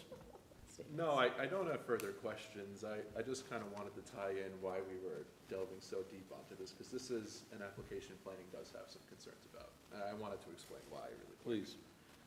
With regards to the immediate neighborhood here, this area of Seaview, and the south part of Seaview here, one decision is, I think, very important to note here, which is the decision for Jerry Cantor and David Cantor in 2012. It was Jerry Cantor and David Cantor in 2012. This is a property 2 doors up from the subject What's the property. decision number if you have it? 048-12. Thank you. This is an important decision because this was relatively soon after we had adjusted our FAR code to start discounting some amounts of decks, namely the ones that are below 5 feet. It's important because planning prepared a memo for that hearing. The original request was for 43.59% FAR, and there was a lot of cases cited about very high FARs. This is a common thing we see on Fire Island. Planning went through the 500-foot radius, found, I'm counting probably at least 12, if not more, cases, and went through the effort of saying, what would that be based on the current code? And their findings was that the highest granted FAR out of all of those in the 500-foot radius was 36.3%. And they That's made their applying the new recommendation. code to the existing Correct. structures. Yeah. Their recommendation at the time was that they would not support any grant higher than that. Okay. And that was the highest one that they found. Obviously, since then, he brought it up, just to be fair, the property in between this one and that one was granted a high FAR. Couldn't speak to exactly why, I wasn't there at the time. I would not have supported it at the time either. So I just want to be clear, so we're saying that you're suggesting that a precedent from 2012 has more probative value than 3 precedents from 2019 to the present? I'm suggesting that this was a memo taking the entire character of the area with much more than 3 properties that was suggesting that. Was this house within that 500-foot radius? This one? Yes. Yes. Okay. This is based on zoning board decisions, is what this research is based off of. No, It was look, I it was understand that. applying I the new think code to the existing structures. What? It was applying the new code to the existing structures To the at that time. existing grants. Approvals. To the existing Right. grants, I'm sorry. Look, I get that, but that's 2012. Yes. It's 7 years later, the board had Well, opened he's just opened the making door. history so that we understand. I understand. Understood. Continue, please. The second point, there's a second consideration here, which is that this is in the Dune District. It's actually, property directly to the north is not in the Dune District, which again, he acknowledged. And the FAR and the side facts are the same, again, which he acknowledged. The point being here is that there's a reason why steep slope and all of that is being brought into the record. It's because there is a dune on here. It's the Oceanfront Dune District. It's zoned as a different category because it is an environmentally sensitive area. That was the intent of the Oceanfront Dune District. And I think it's important to note that the board has in the past, and in the very recent past, as recently as I think last year, treated that differently than surrounding areas. There was an application just not too long ago in the Dune District, I think it was Beach House 21. Don't have that number right off the top of my head, but that one was requesting pretty similar to this on a dune, an FAR near 40%, and that one, there was a strong opposition. We opposed it, and that one was denied outright. Did that have to do with the shifting dune? Yes. Yes, you may remember some of that stuff. Yeah. Right. So just for clarification purposes, if you look at the map that I provided, I highlighted in green a construction and management easement for the primary dune. So theoretically, I mean, the Army Corps could come in tomorrow and raise that dune and extend that dune out, and then I would have more steep slope on the property? You actually are misunderstanding me a bit. The steep Yeah, I slope don't issue understand is this point. in the call of the meeting. I understand you don't agree with it. That is what it is. I'm saying that the FAR being requested, even in spite of the steep slope, would not be something we would support and would not be consistent with prior approvals. That's what I'm saying. But Irregardless. But the property on Atlantic is in the AAA-B zone, and that was granted 52%. Under very specific circumstances of This is legacy the FAR. All right, you I know what, keep think hearing wait, about wait, very wait, wait, specific wait, circumstances. wait, wait, Well, I wait, think wait, my wait, point wait, is, wait. This debate is not with Nick. well, I think Nick is wait, expressing his wait, personal wait. objections to the application. Haven't you been sitting here, didn't you sit and listen to that other woman continuously interrupt Yes, us? I did. Did you learn something? I did. All right, I also well, learned wait. not to talk about Oh, well, my God. COVID. Stop. You don't have a license to interrupt us. We're Okay. giving you all the time, but it's not your debate with Nick. Nick is our planning. We understand your point. Okay. Thank you, Nick. Thank you, Mr. Farrell. Okay. Planning, anything else you'd like to comment on? No, I don't think I have. Okay. Feel free to. I think we're good. All right, Mr. Farrell, is there anything else you want? No, you wanna I- address I- anything he brought up, or? No, I think that, I think I expressed my opinion regarding, you know, it seems like Mr. Fluger has I'm sorry. Having a rough day with names. Nick is expressing his personal objections to the application. I think there's a Yeah, they're not precedent. personal. There's a precedent. That's not his personal objection. He said I would personally object. I think he speaks on behalf of planning. He speaks on behalf of planning. Okay. It's not like he has a personal stake. Just to be clear, I am speaking on behalf of the planning department course there. you I may have misspoken. I don't remember exactly what I said. No, you indicated planning. That's Oh, one I of don't the, know. that's one of the terms he uses. But we understand he's speaking on behalf of planning. Okay. That's fine. I just want it clear for the record because the statement was made and I don't want any discrepancy in the record because, you know, there's established precedent here and it seems like the board might be diverging from the established precedent, which would be unique. No, not for unique this at all. A lot of our decisions, as a matter of fact, I know we wrote one for you in West Islip, where precedent is given to us based on, say, FOIL requests or something like that. And then we painstakingly break down whether those precedents are precedential or not. Okay. So I wouldn't Understood. say it would be unique at all for us to be looking into the specifics of each of the three precedents that you cited. And that's what you cited, right? 3? So we'll be looking at those. Understood. Yeah, I think overall this is an improvement for the environment. I think it's an improvement to the character of the community. The home is, you know, run down. It definitely needs improvement. There will be additional living space added, but I think that goes along with how houses are being developed these days. You know, we tried to stay within the setbacks. We don't exceed any previously granted setbacks. Or previously existing setbacks. So with that, I would say that the benefit to the applicant outweighs the detriment to any detriment to the community, and that's it.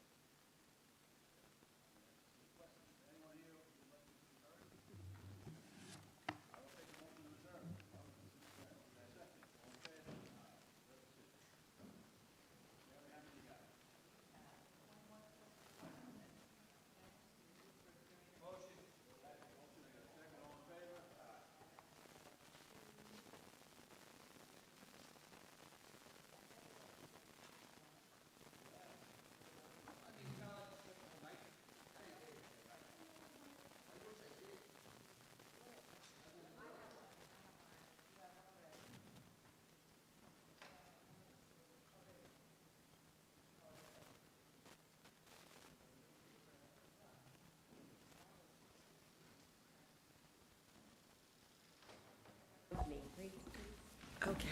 Stop giving your personal opinions out, huh? Oh, my God, poor guy. He just got time. Tell me about it, it's rough. Yeah. Application number 350-26, Donna Mayland Revocable Trust. In accordance with a proposed written decision dated August 18, 2026, the application is denied as submitted, however, granted with structure height of no greater than 20 feet and door height not to exceed 11 feet. On motion of, Second, all in favor? Aye. so that's, yeah, that's 4-1, Allison, because Ed is here. Application number 390-26, Claros L.I. Corp. In accordance with the proposed written decision dated August 18, 2026, the application is denied. On motion of, Motion from oh, correct. That's not going to be the motion. Sorry, everyone. Who wants it? Hold on, I'll make it. Yeah. Get a motion from Sullivan. Dan, second from Ed. Second. Second from Ed. All in favor? Wait, I'm in dissent. Oh, really? Yes. Oh, that's one step further. Okay, 4-1, C, And and, does not go to half measures. thank you, everyone.